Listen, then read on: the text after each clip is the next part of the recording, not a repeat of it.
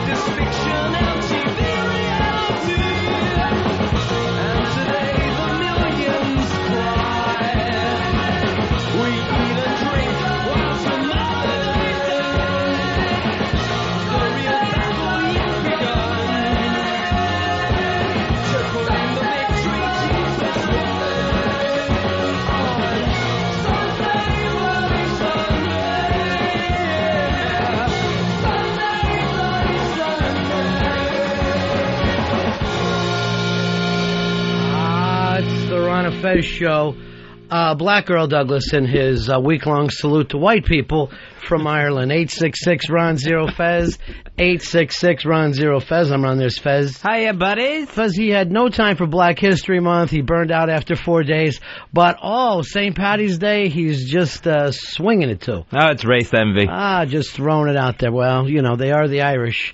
John, you're on the Fez. Yeah, hey Ron, morning to you. How y'all doing? We're great. No, sorry man. Just wanted to let y'all know that 300 movie was a damn good high testosterone movie I've seen in a long time. We were supposed to go to that the other night, and Fezzi screwed up the times, so he had to. He went 45 minutes out of his way. I went 30 seconds from my house. And the movie had already started. And I just had to turn around with my head bowed and just trog on back home. You trogged? Yeah. Trust me, that sad walk I was doing was a trog. I never heard that term before. Supposedly the Iranians not happy with the movie 300. Yeah, they're very upset about this. I don't know why. I've read the comic book. I haven't seen the movie. I don't see why the Iranians would be upset about this, even though they used to be Persia. Well, Fez, the thing is this. It took them a whole fucking country to be 300 Greek guys. That's the whole point there. And they look like animals in the movie, like they're screaming and going on. But here's the thing, Iran. You don't like it? Make your own movie. Go out. You know what? Don't sit and wait constantly for our movies and then judge them whether you like it or not. Get a camera, get a fucking couple actors, and make your own Iranian films. Make one called Two, where it's just two Persians beating up the entire world. I'll watch it. I'll be the first there going, those two Persians can kick some ass. I don't care who I'm rooting for as long as they're winning. Hey, let me ask you this, Earl. Where does Solera work that she gets to smoke all day? I notice I'm in here like an animal. Me and Dave are hanging out the window trying to have a cigarette like a couple of fucking 8th graders. And there's Solera enjoying herself, smoking away like there's no tomorrow. I think she works at R.J. Reynolds. Good job. It's a good job for everybody. All right, Ron and Fez show. So, again, I'm trying to get along with Iran. Fez, you know that more than anybody. Sure. I'm trying to fucking find a way out of this. But I don't want you attacking our movies. I didn't get pissed off when you attacked the president. You start saying the shit about the movies, I'm upset about it. All right, we got a short porch Thursday night, Fez? Thursday night, yeah. How short? 1 hour shorter. Doing a 2-hour free FM show. All right, maybe we go to the movie after that. Maybe we go see 300 after that. I'll check the times. Why don't you do this? You buy the tickets in advance. You pick up some nice treats. Make it a beautiful night for me. Make it like a big surprise party. Blindfold me. I don't know where we're going. Oh, Jesus. Fez took me to the movies. Tickets and treats, huh? Yeah, that. And I want to bring a couple people. All right, 866-RON-0-FEZ. 866-RON-0-FEZ. As a matter of fact, I don't know where Earl ran off to. I have no idea. No idea. He's sick again? Yeah. Because he had a little surprise for us today. Oh. He brought up, come in here, Earl. Come on in. Come into the Irish room, where you always wanted to go. Your whole life, what I'm going to do, whitewash him, paint on some red hair, and call him Irish. Tell Fez the little surprise you put together for us today. I had made reservations for 4 at Gordon Ramsay's. See, I am already putting a stop to that. Why are you putting a stop on it? Because he can't afford Gordon Ramsay's, and I don't want to do it. Yes, he can. No, I'll He's crush him executive producer. I know he is, but I know something else. He's frugal. It's a very nice. What time did you have it for? 4 o'clock. 4 o'clock. It's a beautiful thing, but I feel bad about it, Fez. Oh, I want to go. I know you do, and that's the thing. I still want to go. Yeah. Earl's up for it. Jim, you're on Fez. Hey, Ron, how you doing? I'm cool in the gang, my friend. Look, I know as a cigar smoker, and you were just talking about having to sit out your window. I just wanted to alert people in Texas that they're having a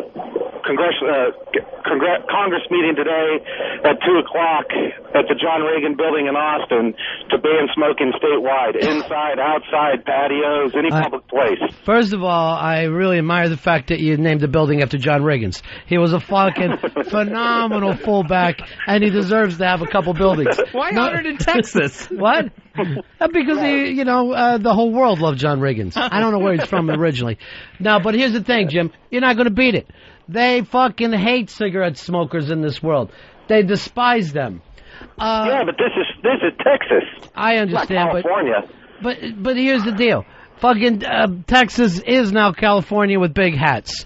You really are. You turn your state into a theme park, and you can't smoke at Disney World either.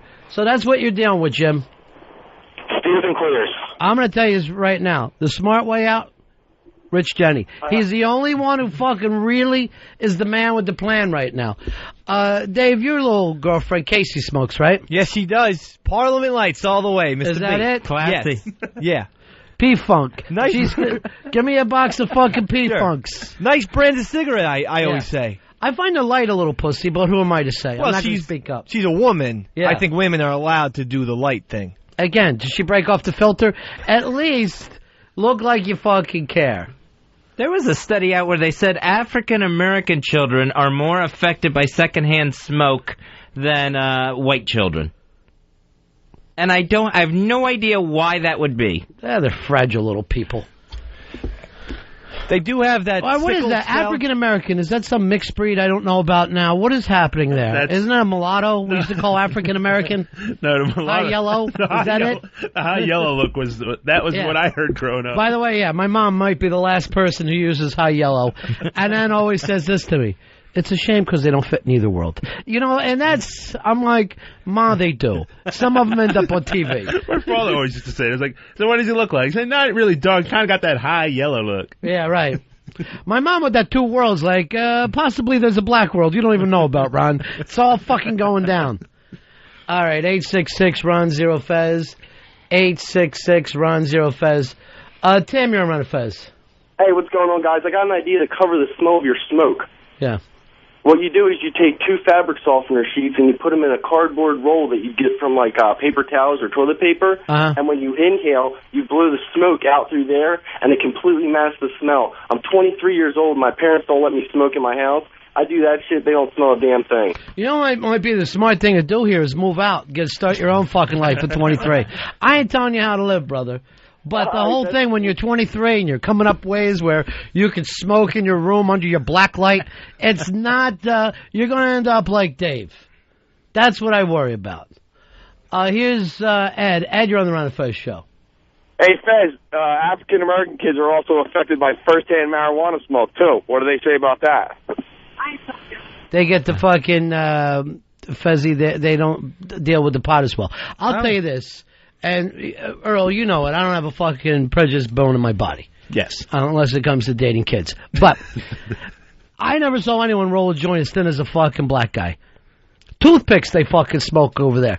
They pass that fucking toothpick around, and the way they take a fucking hit off this little joint, it's like they're going for a jump shot. They fucking go down low, come up high. I don't even understand it. Got to economize a little bit. You gotta well, that's why I used to sell them the lightest fucking ounces in history. Yes, this is a fucking ounce right here. Stop making a big deal out of it. I know you. 2 hits, you're going to wrap that up and stick it in your fucking closet for the next 3 weeks. So don't worry about it. Everything's going to work out great for you guys. The African Americans also tend not to be good drinkers, too. They have low tolerance in that. And they also have the sickle cell gene, so I think they're more susceptible. Maybe they're not big whiskey drinkers, but they do some constant drinking. I can't take it away from black people. I'll introduce you to my father's side of the family. I had an aunt who literally died asking for a drink. She drank herself to death. At age 23. I need to get a drink for myself.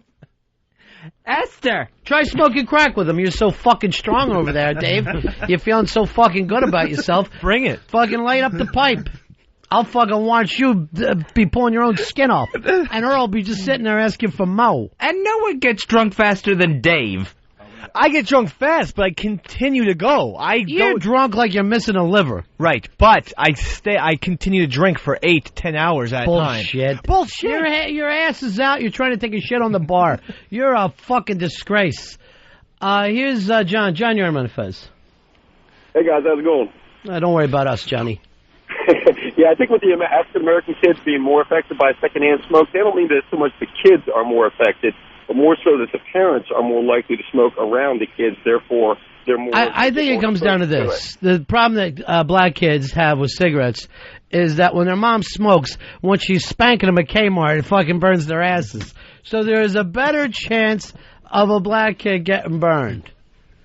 Jeez, why do we live in a world where we have to hear things like this all the time, Earl? When is it going to be like you and I always dream, small world? I dream that all the time. I just remember that one time my father was going up beside my brother and I's head while trying to keep the cigarette in his mouth because he just would not put the cigarette down. He just would not give up the cigarette. It was just like, put the cigarette down at least because ashes are flying all over our faces. What's your dad smoking? He used to smoke Marlboros. That's shocker. I didn't think. Gio, you're on Ron and Fez. Hey, guys. In Chatham, yesterday's paper, Star Ledger, New Jersey, Chatham Borough is trying to ban smoking in a vehicle with children in the car. You can be pulled over. What about a rag top? Why doesn't everybody who smokes just get a convertible for themselves? But it's in yesterday's Star Ledger. You got to check it out yourself. It's unbelievable. How can they pull you over? Because they don't want you to leave your house. Finally, we're going to get down to the point of this. It's unsafe to leave your house. Everybody sit in there. I'm telling you right now, I got fucking 2 words for you the way I'm feeling lately. Rich Jenny. I think we're at the point now where the living admire the dead. That we envy the dead right now because they don't have to hear this shit on a daily basis. I can't believe we get to that spot already. I'm there. I'm fucking beyond there. I can't put up with it. I'm blowing this fucking popsicle town you call Earth. I'm tired every fucking day hearing something else you can't do. Paul, you're on Ron and Fez. Hey, guys, I'd be like a little bit wary to go to the theaters playing 300. They may attract terrorists to blow them up. Jesus, stop whining and crying. Everybody's afraid of something anymore. You know what? You're right. I'm going to fucking stay at my fucking house and play with Beanie Babies.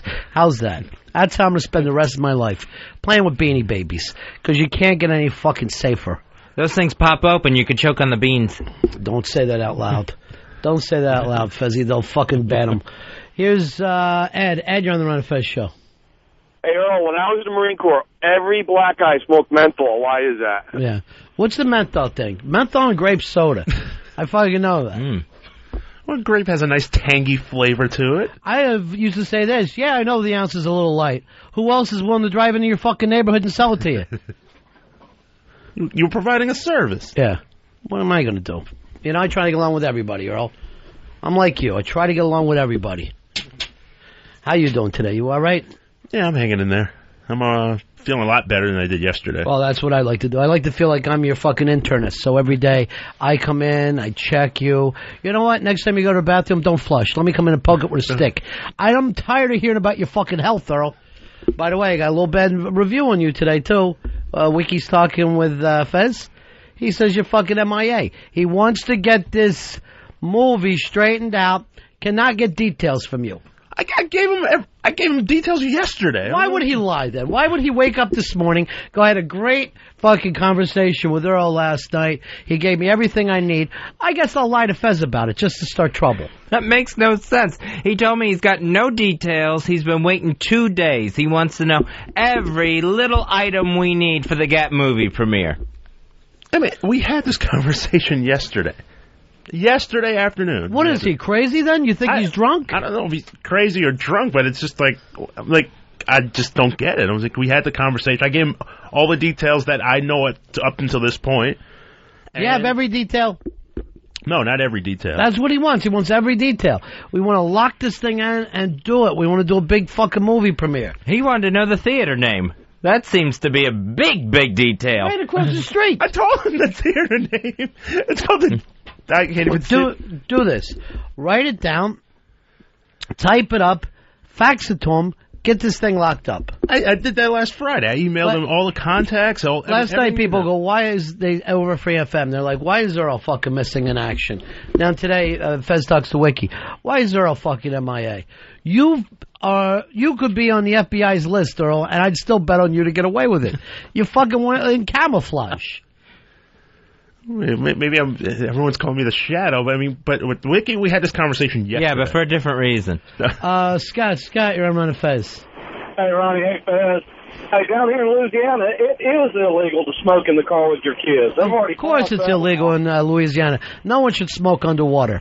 866-RON-0-FEZ, 866-RON-0-FEZ. John, you're on Ron and Fez. Hi there. Yeah. Yeah, our smoking laws up here in Calgary, in Canada, you can smoke in a bar, but you can't smoke on the patio of a bar. It's against a lot of smoke outside, but it's legal to smoke inside. That actually makes more sense. Because anyone who goes into a bar, don't tell me you're worried about smoke. You're in there to destroy your fucking liver already. So stop complaining about your lungs. Well, what they're worried about, what they're saying they're worried about is that kids will walk by on the sidewalk, see you smoking, and become heroin addicts and prostitutes. I see a fucking kid walking by on the sidewalk, I'm going to flick a butt at him. That's what I'm going to do. I'm going to try to fucking is it Redfoot? Yeah, I'm going to fucking hit him with a Redfoot Stevie Baldwin shot right in the eye. I always forget Redfoot's name, but I love that guy. Yeah, I forgot his name. It doesn't matter what his name is, Earl. All that matters is you come out from under the underground. You're living like fucking Abby Hoffman during the 70s. I want you to stop it. I want you to revolve up and talk to these people. They're your bosses. I think this Gordon Ramsay meal is going to really turn things around for Earl. I think this is just what he needs. Earl, it's going to be 66 degrees today. We ought to picnic. Nobody better than you to go out and picnic with. Hey, Ken, you're on Ron and Fez. Hey, guys, I actually work for a cigarette company out in California. I got an answer for Earl and the menthols. Yeah. The reason most black people out in the East Coast smoke menthols, it's not just black people. It's like 70% of menthol cigarettes are smoked on the East Coast. So I'm backing you up, Earl. That was it? Ken, that's all you had for us? That's all I got for you, man. All right, go back to the death business. 866 Ron Zero Fez. 866 Ron Zero Fez. He's the insider. Yeah. Let's put fucking Ray-Bans on a camel and see if we can't get kids to enjoy smoking. Did you smoke when you were a little kid, Earl? No, not at all.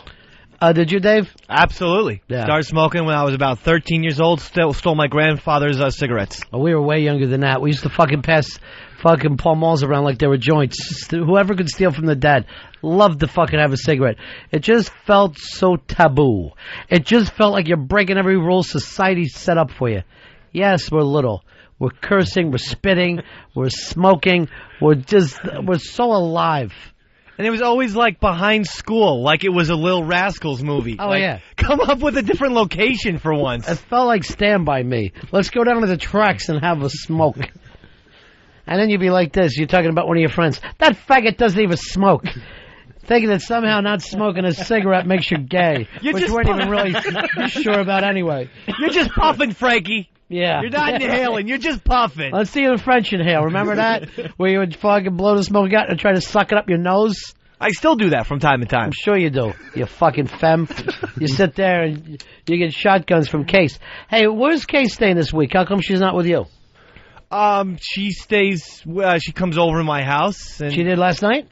We had a sleepover last night. Really? A sleepover. That's all. It was very gentlemanly and. Wow. Wait, no, I'm super fucking impressed with you. There was no egghead. Styrofoam peanuts for two. There was nothing. Nothing going. You know, we're just. Very... She slept next to you? Yeah, that's affirmative. What was she wearing? Pajamas? Yeah? Really? We're going to be nice and like respectful. Having your cousin stay over? No, it was very much different from that. You wake up in the middle of the night and fucking cop a feel while she was sleeping? I tried. Yeah. Smart move. Yep. Did you just wake up and then just stare? Yeah. Yeah. I didn't go to sleep at all, really. I still feel energetic. I bet you do. From those pajamas that I saw last night. Did you get a chance at jacking her socks while they were down at the end of the bed? No. What did you wear? I wore my boxing shorts. Just sit there in the fucking teddy? I'm proud of you, big man. No, sleepover. It was just very nice. It was, dare I even say, nice and romantic, and that's all there was. There was nothing, She's a very classy woman. Very nice, though. Very nice person. I know I'm rambling like an idiot because these type of conversations do make me nervous. I understand. Okay. All right, so you slept next to her, but since you're being no girl-on-girl action between the two of you. I was being a gentleman all night. No sex. I just want to be a gentleman. That's my role. I'm going to try and play for once, even if I'm tripping on the ground. You got to get pictures of you with her. Because when she does dump you, you want to show that you dated a hot chick. And it will happen. Yeah, let it happen. What do you care? You're having the time of your life, right? Yes. I guarantee you, just sleeping next to her last night in pajamas better than banging your old fucking girlfriend. Oh, yes. It was so much fun. And we watched The Awful Truth by Michael Moore, and we had a fun party. It was great. Had some snacks. He's been happier in the past 2 days than in the whole 6 years combined with the last one. We had some jelly beans, too. You know, I brought out all the stuff. Oh, yeah, you're smart. You're fucking romantic that way. Sounds like a slumber party. Yeah. Get her drunk on the pina colada flavored ones. I wonder if she wrote in her fucking diary, last night, slept overnight at a retard's house. He gave me jelly beans, and we put on our pajamas. He thought they were money. Yeah, I know that's not money, right? I do. I hope she doesn't keep one of those diaries. No, we're hitting it off. Yeah, that's great for you. She's a great chick, man. I'm really fucking excited for you. Excellent personality. I have to ask, did you put sheets on the mattress that's just laying on the floor? I did. I bought those on Saturday before I bought the couch. So I prepared myself. Smart move. And I found my old comforter that has Star Wars. Some tartar. Don't fucking sleep with her on the Star Wars sheets. Do me that favor. Just some tartar sauce, a couple tartar sauce stains, and is that what you call that it? Ain't tartar sauce, you fucking animal. Oh, don't mind that, Casey. That's tartar sauce. Since last night? Yeah. Oh, I had some tartar sauce when you were sleeping. Oh, I love fish sticks. Yeah. But she's great, man. Wow, I'm fucking impressed with you, brother. I'm very impressed with you. Eric, you're on Ron and Fez. Hey, I'm just letting you know that Eddie Trump last night gave you guys a shout-out and Earl Douglas. For what? Well, he said he was talking to Earl Douglas about the Rock and Roll Hall shame stuff, and he gave you guys a shout-out last night on there. Yeah, well, he better keep his goddamn mouth shut when it comes to the Ron and Fez. All right, thank you very much. Who did he have on last night? Did Dio come in last night? I don't think so. If he did, I don't think he called in, but I'm not sure. That's no good. What happened in the Rock and Roll Hall of Fame last night, or anything big? The big story was who didn't show up, and that was the Van Halen brothers. Well. And the other big snub was Ronnie Spector failing to thank Phil Spector. Fuck Phil Spector. He kept her in a goddamn trunk for the first 30 years of her life. What are you supposed to do? Fucking thank your fucking abuser? Yeah, but it was like they thanked, just like they had this like laundry list of people they thanked, and everyone's like waiting for Phil. No. They never thanked Phil. He used to beat the shit out of her. Like Patty Hearst thanking the SLA. It's not going to happen. Now she's out. How'd she look? Elegant. Like a little old lady? Yeah, I mean, well, she's actually aged pretty well, considering, Phil beat the crap out of her. Yeah, so what? She took it. I think it made her a better singer. I'll tell you the truth. I heard fucking Be My Baby before the backhands. I didn't like it very much. After he fucking slapped the spit out of her, I thought she sang her little ass off. Was that? I heard one story when they finally got divorced, he gave her settlement in nickels. Yeah, I heard that story, too. He's a fucking character. Luckily, he didn't give it to her in lead. She should have thanked Lana Clarkson. Anything else happened last night? REM reunited with Bill Berry. They got back together. Really? That must have been cool. And they did Man on the Moon, and they sung a part of the jam. They did I Want to Be Your Dog with Patti Smith. Nice. And Patti Smith, she got inducted as well, and she thanked, her late husband. And he ain't late. He ain't coming. But it was a very New York show, very New York-based show. But the big story again was Van Halen not showing up. And no David Lee Roth either, No David Lee Roth, because he got into a fight with the Velvet Revolver over which songs to play. What did they end up doing? They ended up doing Why Can't This Be Love with Sammy and Michael Anthony. But Dave was a no-show as well.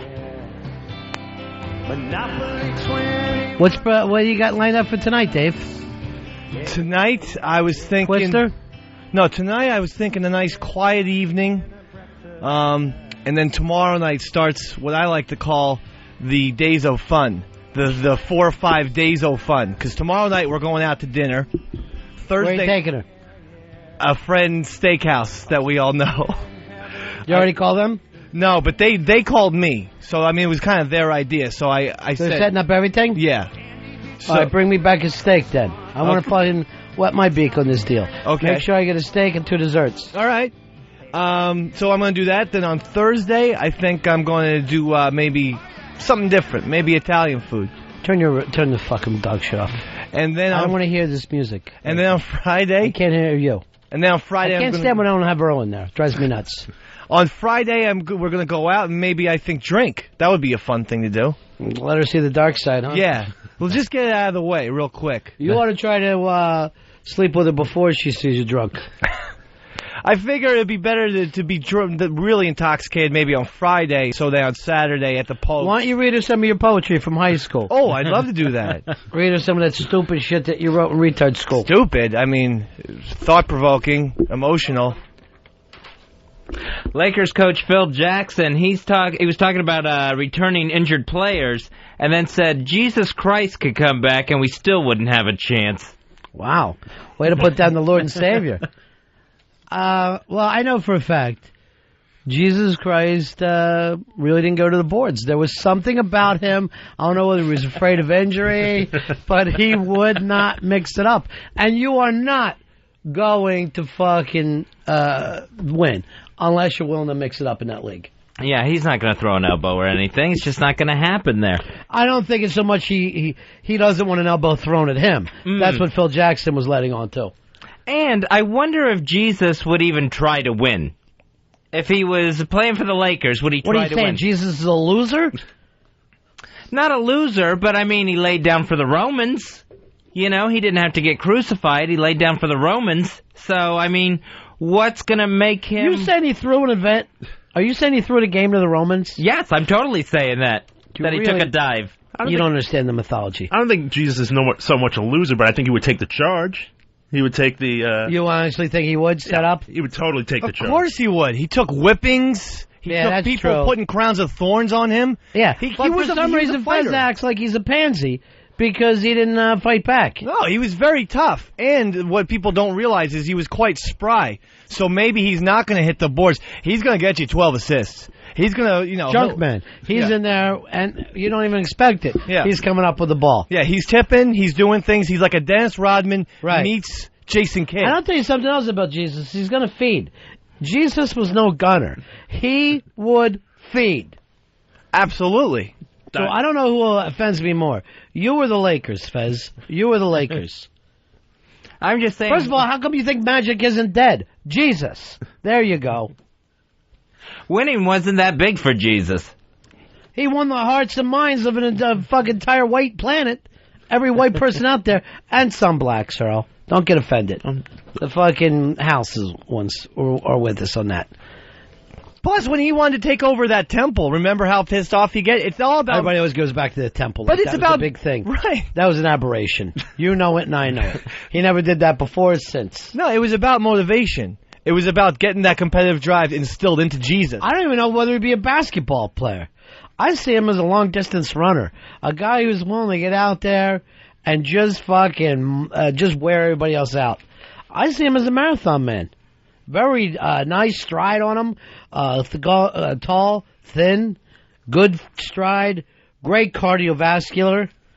I don't have to go on about the way the guy was built. He was ripped, sinewy. He didn't go for big muscles, but incredible six-pack on him. I would see him as a swimmer, but I don't know if he would have gotten in the water. Why wouldn't he? He would have just maybe stayed on top. Maybe ran across it.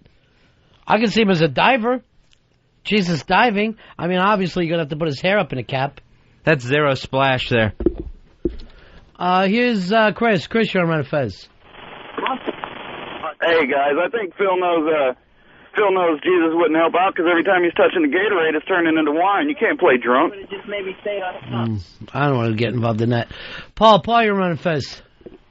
Yeah, hey, Ron, I wanted to ask Earl, Dave, and Fez, who claim to be Christians, why is it they sit around and mock Jesus Christ like almost every show? I brought that up to Fez today, too. I go, there's not a day that you don't feel the need to blaspheme. I brought that. Did I not say that to you before the show today, Fez? Yes, you did, but I don't understand how talking about Jesus as an athlete was mocking or blaspheming. You said that he wasn't a winner. You called him a loser. No, he's not a character in some movie or show. He was God in the flesh who died for your sins, and that's it. You want to talk about Jesus, then talk about who he is and what he did, not about some hypothesis. But as a ball player, I don't see the guy missing. I really don't. I think the outside shooting alone is going to stun people. I mean, when you can shoot 100% threes, that's dominating. He was very smooth. And what people don't realize about Jesus, the coordination was out of this league. So, yeah, he would be knocking down. You know what I would love to do if I was a ref at least once? I'd have to blow the whistle and yell, Jesus walks. Just to try, and I would yell it out so everybody would get the big laugh out of it. Well, I'll be praying for you, Dave. I'll be praying for you, Fez, and Earl, because you know it's wrong. You know what you're doing is wrong. Paul, I agree with you. And not one of these guys ever seems to stand up for the Lord. That's what I'm saying. I don't see him taking a stand and saying, "Hey, listen, this isn't right. We're trying to, we're poking fun, but when it boils down to it, this is blasphemy." And not one. How is it blasphemy, Paul? You explain to me how it's blasphemy. You called Jesus the junk man, going after just stray things and afraid to really box anybody out. That was you. Whatever. But you didn't say anything. So Jesus never did anything human. Never did a human thing. He didn't play b-ball. He never played a game as a kid growing up in Nazareth or anything. Is that in a book anywhere? No, I don't know. I'm sure there were, school kids kind of. What's he going to play? Tag? He's Jesus. He had a lot of stuff on his mind. But isn't Jesus Red Rover, let Jesus come over? But isn't Jesus all encompassing? Like I hear all the time, they're like, you see the Son. God is my co-pilot. God is, That annoys me. I think that's blasphemy. He'd be pilot. Why would he be co-pilot for anybody? All I'm saying is the serious nature of what Jesus came to do is not in any way to be mocked at all, even if it's unintentional. There you go, Fez. How do you stand up to that? Because it's not mocking to talk about Jesus as a human. You said that he couldn't swim, that he would have bounced off the water. Right? He didn't. 100% of the time, he wasn't walking on water, Fez. No, he was able to get baptized. Thank you. He went you act like the man never had his foot in a puddle. Yeah, but we're just using analogies more than anything else. We're not saying it's blasphemy. I wasn't. Okay, I'll tell you what. If you're spending your time making analogies, why don't you spend that time sharing the good news of Jesus Christ instead of making analogies? Yeah, where's that at, Earl? You never do that. Well, but you try to use that in everyday terms to draw people to that faith. Oh, listen, you're trying to draw people in. No, I'm not. You're like one of the Cosby kids. Jumping up and down. Oh, Paul. All you got to do is open the Bible. You're dead on, Paul, with these three. You're dead on. I am. Right on, Ronnie. Wait. All right, my friend. God bless, guys. God bless you. God bless you, sir. Lee, you're on Ron and Fez. Hey, boys, Jesus was Jewish, so he ain't playing basketball. He could be maybe a good accountant or something. I'm going to tell you right now, I've seen a lot of good Jewish guards. I don't care what anybody tells me. I know a couple Jewish kids that can shoot the lights out. Shoot the lights out. Gotcha. Bob Cousy, I think, has a little bit of Jewishness in him. What does that mean, a little bit of Jewishness? You're either in or you're out. I'm not sure if he is 100% Jewish. And maybe you ought to look into it before you start yelling out about Cousy. The way you yell out about Christ. He had it your ass, Fez. Oh, I don't think so. Oh, yeah. No. Your ass. He's just yelling blasphemy. He couldn't even say how it was blasphemous. There was no in that conversation. You're talking about Jesus in a droopy pair of shorts out playing ball on the West Coast, a team that is not even 500. Blasphemy is if you were denying that he was the Lord and Savior. That's not the only kind of blasphemy. What's the other kind? You start talking about things that mock out the Lord. That's blasphemy. There was nothing mocking about talking about Jesus and his abilities. You said that he was a loser, that he couldn't go to the boards, that he laid down for the Romans. He did let himself be crucified. Here's Brad. Brad, you're on Ron and Fez. Hey, buddies. I was going to say is, man, from what I know and what I've researched, Jesus really wasn't into the pro ball. He was a street ball player, but I don't know if you guys know this, one of the best shortstops in the game ever played. First of all, again, that's blasphemy. I don't want to put up with it. But if anything, I think Jesus would have played center field. Oh, I doubt. And I'll tell you something else. Yeah. It'd been where triples go to die, my friend, because Jesus would have been phenomenal center fielder. I see him more as a pitcher. More as just a dominating left-handed screwball. Left-handed? But absolutely, no one ever... Left-handed, check it out, that's the devil's hand. Now, again, more blasphemy, Fez. I think he was that I agree with. There's no way Jesus was the lefty. I think he was a switch hitter. I think he could go from either side of the plate and deep. I'm not saying that, but you're not. If you have Jesus on your team, you're not just going to play him every fourth game. You're going to make sure he's in the lineup every single day. And I don't see him, honest to God, batting fourth. I see him as third because I think he want to also take advantage of his speed. And he's going to protect the guy behind him. Hey, Scott, you're on Ron and Fez.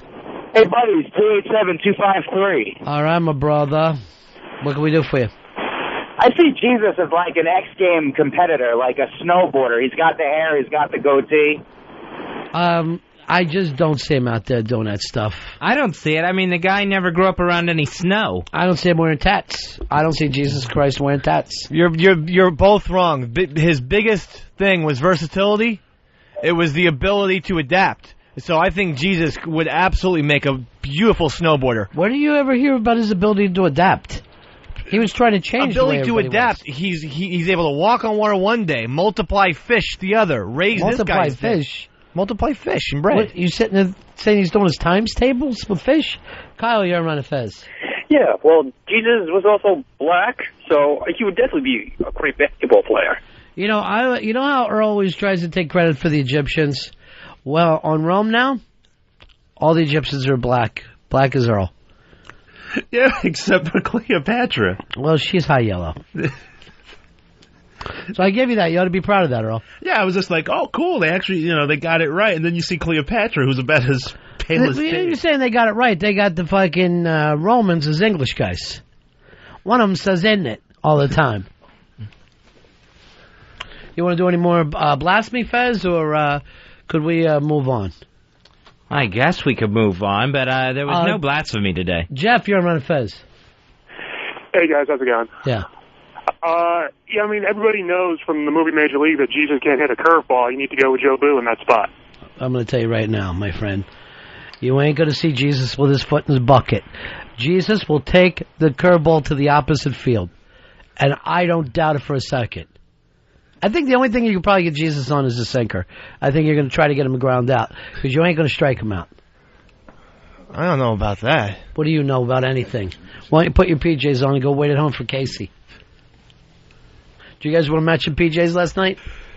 I wish I had that matching nighty type thing. You're glad she was wearing a nighty? Type thing. What's a nighty type thing? It was like a one very, very nice, very, very beautiful looking outfit. Well, give me, paint me a picture. It was a one piece shirt with the zipper and like then went into shorts. It was very... What? I know, I never like seen a flight suit? A flight suit that was a little bit smaller. Did it have feet in him? What was the texture? Regular, I think, cotton. You know? But, so she didn't try to go too sexy for you? I thought it was very sexy, quite honestly. It was knocking you out? Yeah. I was blown away. All right, good. I'm proud of you, kid. I'm proud of you. You're a little hermaphrodite with ideas for the future. I love it. I'm not a hermaphrodite, though. That's John, you're on Ron and Fez. Don't step on me when I'm going Ron, to John. What's up? Hey, yeah. Fezzy. What's up, Buttercup? Hey, Jesus was a golfer, man. He was a gallery favorite. He could play the water and just twist a ball into the hole when he needed to on the green. Look, I'm not going to sit here and have anybody call Jesus gay. And basically everybody who golfs is gay. And I don't want the Lord thrown into that. I think he would have liked the walking. I see him as a cart guy. Steve, you're on Ron and Fez. Yeah, Ronnie, I got to disagree with Fezzy there. I don't think that Jesus would make a good swimmer. I mean, he's got those big holes in his hands and his feet. Oh, jeez. I forgot about that. I think we were talking Jesus before, not after. Yeah. Because there's a good point. I mean, you're not going to be able to do the butterfly unless you've got the full span of your hands. More blasphemy for you, Fez? Hey, should I get a Bible, Fez, and let you write on it with lipstick? I am not going to write. I'm not going to deface a Bible. Well, you defacing the name of the Lord today. The callers caught it, and I kind of picked up on it myself. It's just a conversation of how Jesus would have excelled in today's sports. Knowing his ability, what his build seemed to be. There's nothing wrong with that. There's nothing there saying the Lord is not, that Jesus is not Lord. No, but you're still mocking him out a little bit. Making fun of him.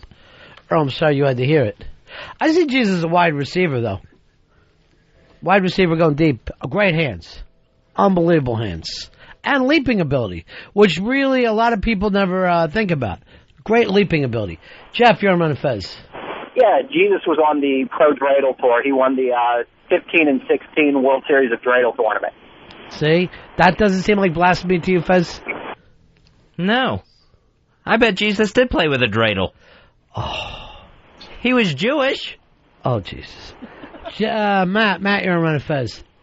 Even if he was just a trainer, he would change the face of the game. No injuries, no rotator cuff, no ACL, tendons, all that stuff. I consider that cheating. Seriously, now you're acting like the Lord cheated. And there's no proof of that. There's no proof of whatsoever. Smoke, you're on Ron and Fez. What up, buddies? Yeah. Hey, you think Lefty could strike out Jesus as fast as he throws meat? I'm going to tell you right now, and this is not blasphemy, but Jesus would be very lucky to go 2 out of 10 against Steve Carlton. Wait, what? 2 out of 10.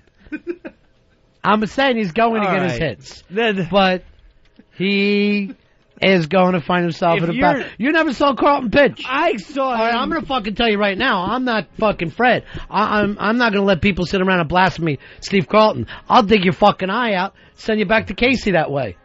If you think Jesus won't be a 300 hitter... Let me tell you this. You think Jesus could have won fucking 27 games with a team that won 60? That's fucking bullshit, my friend. He did miracles. What do you mean he couldn't win? I consider that a miracle. 27 fucking wins for the team that has nothing? And I'm going to tell you something else. I'm talking about a team that was drawing 12,000 every game except for when Carlton pitched. And then there'd be 55,000 fucking souls showing up in that stadium knowing they were going to see a goddamn win. Don't sit here and run Lefty down to me. And he did it with a catcher that he carried on his back who batted like lifetime 204.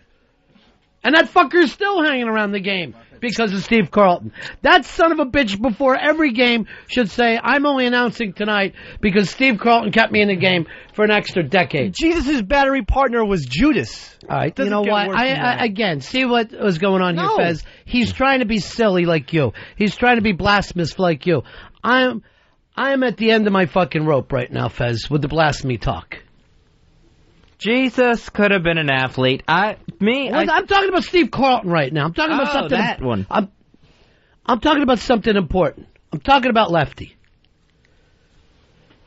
Oh, this goddamn show. It's like doing it with a fucking... You know, I feel like a Girl Scout leader some days. Like I got a bunch of girls in this car. Paul, you're on Ron and Fez. How you doing, guys? Jesus was the quarterback. Who else could throw a Hail Mary? You happy now, Fez? John, you're on Ron and Fez. Yeah, I see Jesus as being more of like a Wayne Gretzky type. Not a penalty minutes, but he's always giving out that spot for the big assist. You know what? I might walk out on this show. I'm not going to sit around and listen to people run down Steve Carlton. It's still in the back of my head, Earl. No, I understand. All right, I didn't grow up with the fucking Yankees, all right? I didn't have like, I wonder when we're winning the series this year. It wasn't given to me, all right? Okay. I understand that. And nobody ever talks about that. 27 games. Thank you, Earl. Nobody ever wins 20. Nobody wins 20 games Bullshit. Anymore. These guys now go to the All-Star games winning 15. I don't even understand it. You can pick up a Cy Young these days winning 16, 17 games. I'm talking 27 fucking wins. I think the team won something like 65 or 60, some ridiculously small number. Ridiculous. And he finished the game. None of the 6-inning nonsense. Thank you, Earl. I just think... Don't you start on me. Don't you startle me. Okay, but I'm telling you right now. One last point. I'm telling you, you make this point, bro, and you're going to be fucking sorry. You got me at the edge. All right? I'm fucking redlining right now. I'm redlining. Marty, you're on Ron and Fez. Hey, guys, how are you? Good. I think what you're going to have to worry about is on the road, and you're going to get one of these night before the Super Bowl Eugene Robinson deals, because if James Cameron has taught us anything, is that the guy had a soft spot for whores.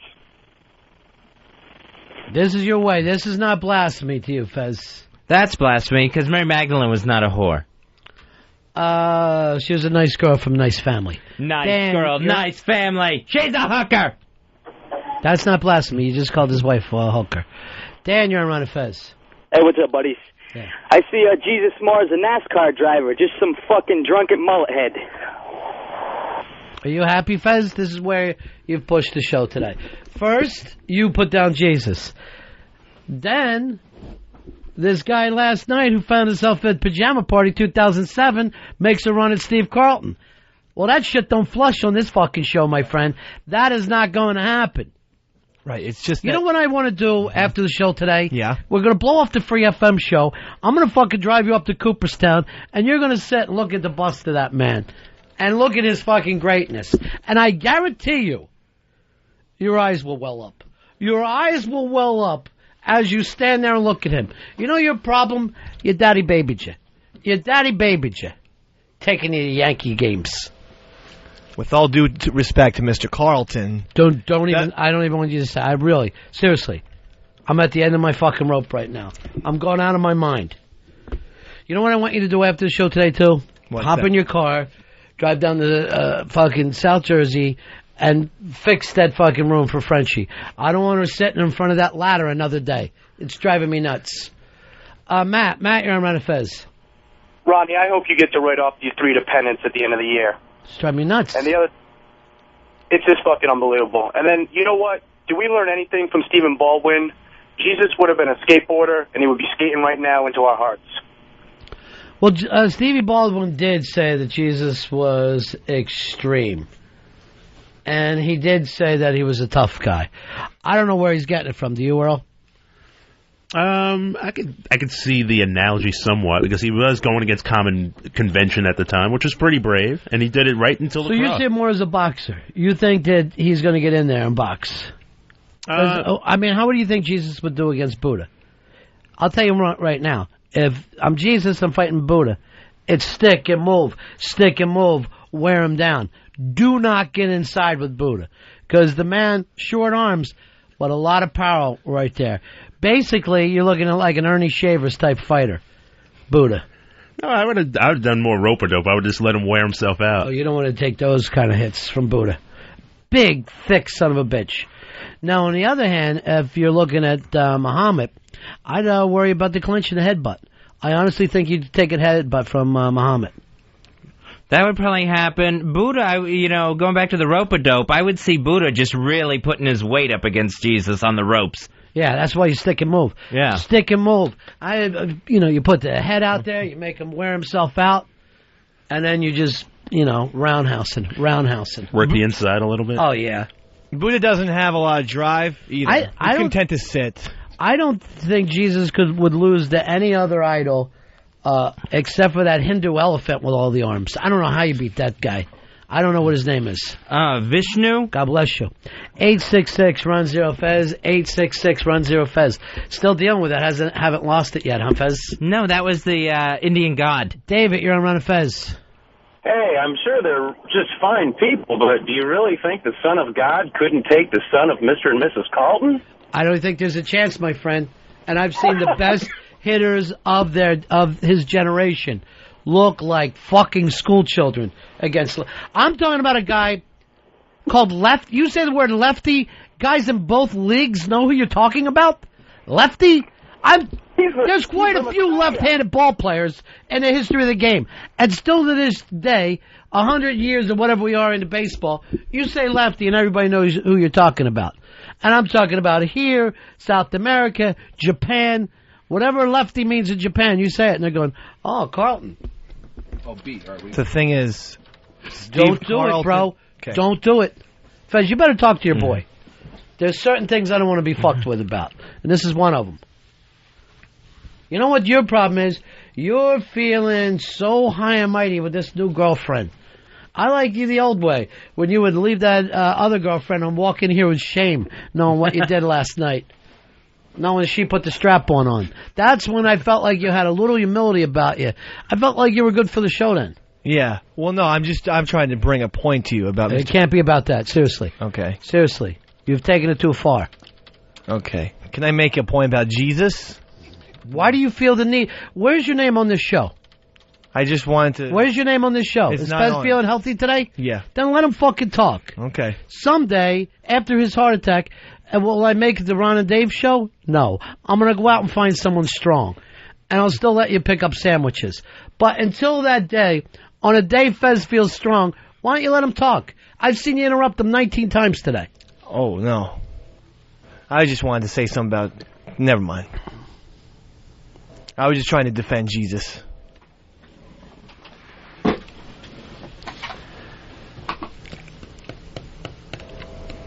But I will stop now.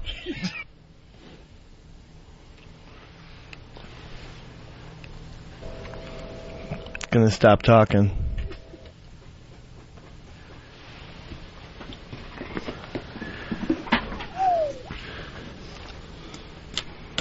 Fezzy, this is what you did with this conversation of yours. I thought it was an intelligent conversation, and it was Phil Jackson that brought it up. Why don't you get in this conversation instead of letting him speak for you?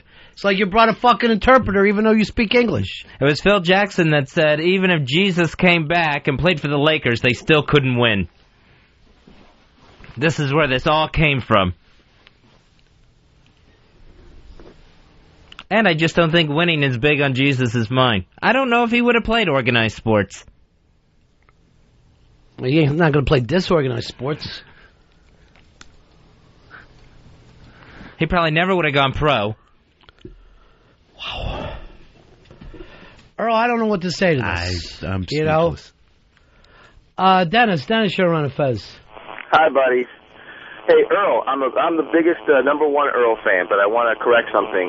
It is true that Egypt was made up of ethnic Mediterraneans, Arabics, and Northern Africans, but in fact, Cleopatra and the entire ruling family were ethnic Greeks. So actually, the way she looked on Rome is just about right.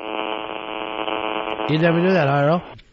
No, I was always... The hottest black chick of all time was Greek.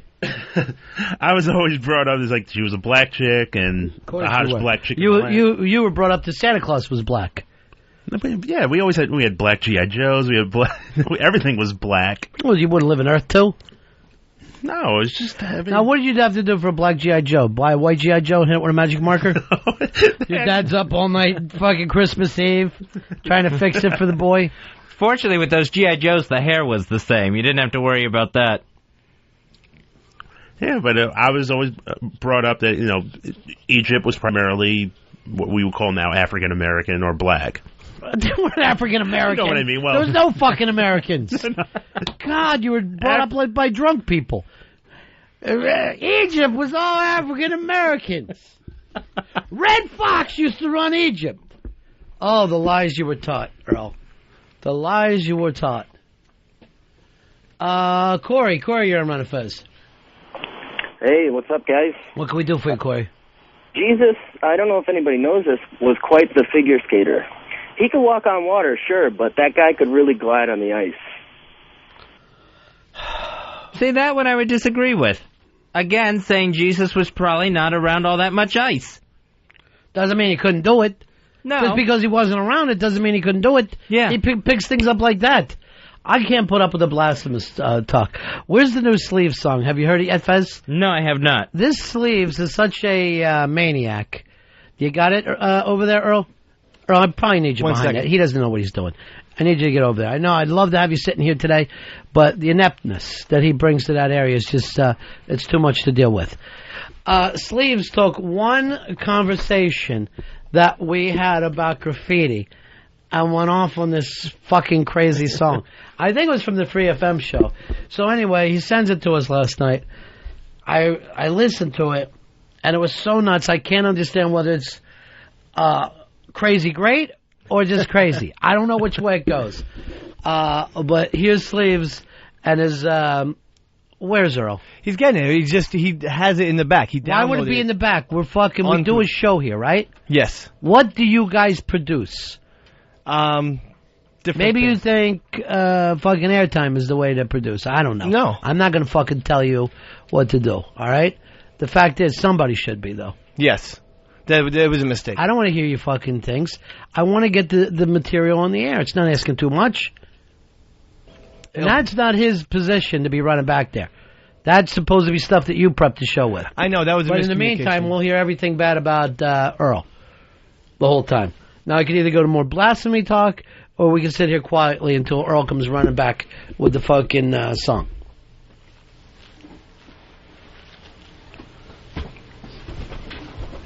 Where does this go today? Because you might want to jump in just every once in a while. Yeah, it's, I didn't even know. I don't need you to say the same stuff. I meant to take us in a different direction when I get in a bad mood. So then, like, you're saying, no, we don't always have to be. Ron doesn't have to be a fucking asshole. Because remember my Lent. Right. I'm not allowed to yell at these guys. I'm not allowed to judge you. My Lent is destroyed. I still can't get over the fact, Fez, that you said remake Hitchcock movies. And that has been bothering me every day. You know what, Pepper? I was glad to see you with the shock look. Yeah, he wants to remake North by Northwest and get rid of the cheesy parts. That's completely insane, Fez. Now, I'm sitting there going, he's got a lifetime of movies to pick. I can't judge, and yet I can't help myself. I just thought that would North by Northwest with a modern feel to it would really look cool. And you could update it, you could update some of the effects in it and stuff, and I thought that would really work out well. What I'd like to get is a new picture of the Mona Lisa, too, where you could, it would be larger and brighter and more colorful. Where's Earl at with this? He's in the back. There was just miscommunication between Earl and I, but he'll have it in 2 seconds. Why isn't Earl sitting over there and you're running in the back since you know where it is? He wanted to go back. I offered that. Ron and Fez Show.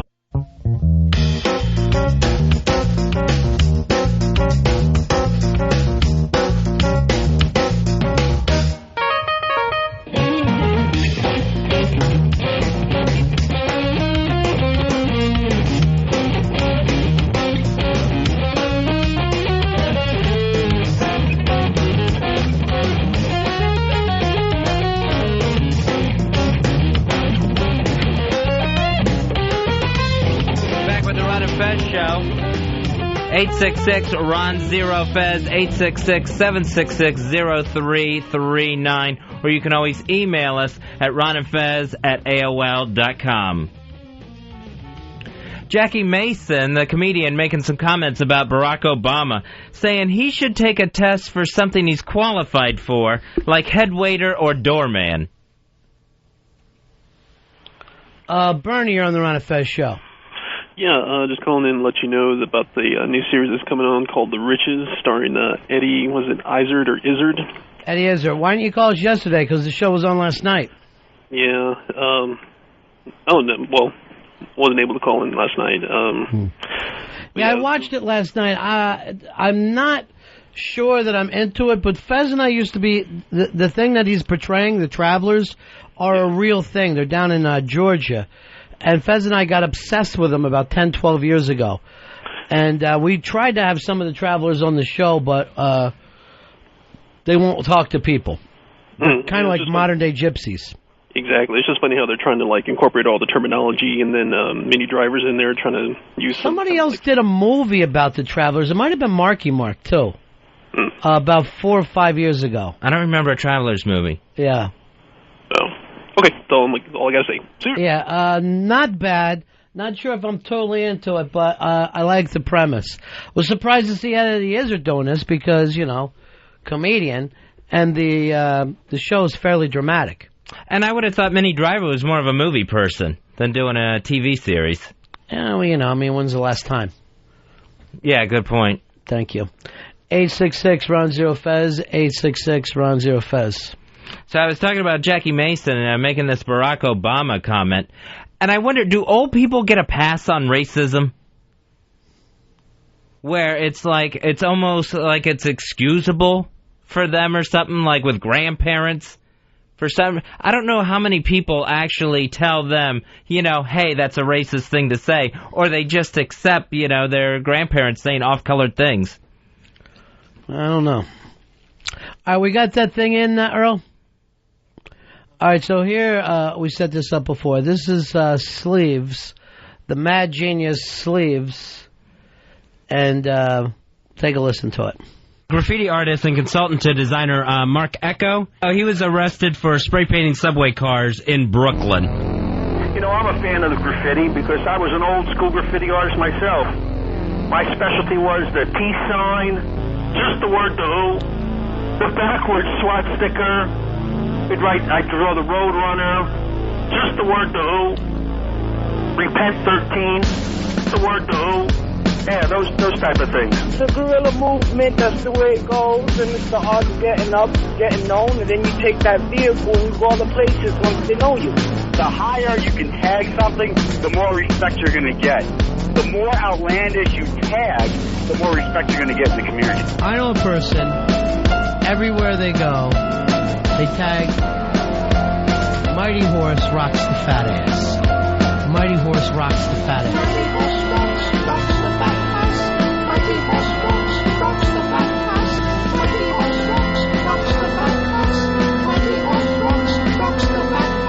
When Mighty Horse rocks, he rocks a fat ass. When Mighty Horse rocks, he rocks a fat ass. Everybody else can live by the rules, except for the graffiti artist. When you see the Mighty Horse rocks, you don't spell rocks, R-O-X. When Mighty Horse rocks, he rocks a fat ass. What about my tag, Monkey House? Only I pronounce it like this, Monkey House. When Monkey House rocks, he rocks a fat ass. When Monkey House rocks, he rocks a fat ass. Monkey House, because that's the name I tag with. Monkey House of D-Sippers. When Monkey House rocks, he rocks the D-Sippers. When Monkey House rocks, he rocks the D-Sippers. Mighty Horse rocks the fat ass. Mighty Horse rocks the fat ass. When Mighty Horse rocks, he rocks a fat ass. When Mighty Horse rocks, he rocks a fat ass. Mighty Horse rocks the fat ass. All right, then here's what I want you to do. I want you to get a plane and tag the sky. Shot a boo gray. There it is. It's very, very strange. Very strange, our sleeves. 866-RON-0-FEZ. 866-RON-0-FEZ. Hey, Scott, you're on Ron and Fez. Hey, Ron, I think the movie that you're talking about was I Heart the Huckabees. Mark Wahlberg was a fireman. Doesn't even make sense. Of course I wasn't thinking of I Heart Huckabees as being a show about the travelers. Crazy talk. Greg, you're on Ron and Fez. Ron, was the movie you're thinking of Snatch with Brad Pitt when he was an Irish tinker? No. But, I think the Tinkers may even, believe it or not, the Irish Tinkers be related to these travelers. I think they may have, an Irish background. Tom, you're on Ron and Fez. Hey, guys. No, everybody's wrong. The movie is actually called Traveler. It's about those con men, gypsy guys. Who else was in it with them? Do you remember? Yeah, Bill Paxton. Thank you. That's it. God bless you. Bill Paxton was in that movie, too.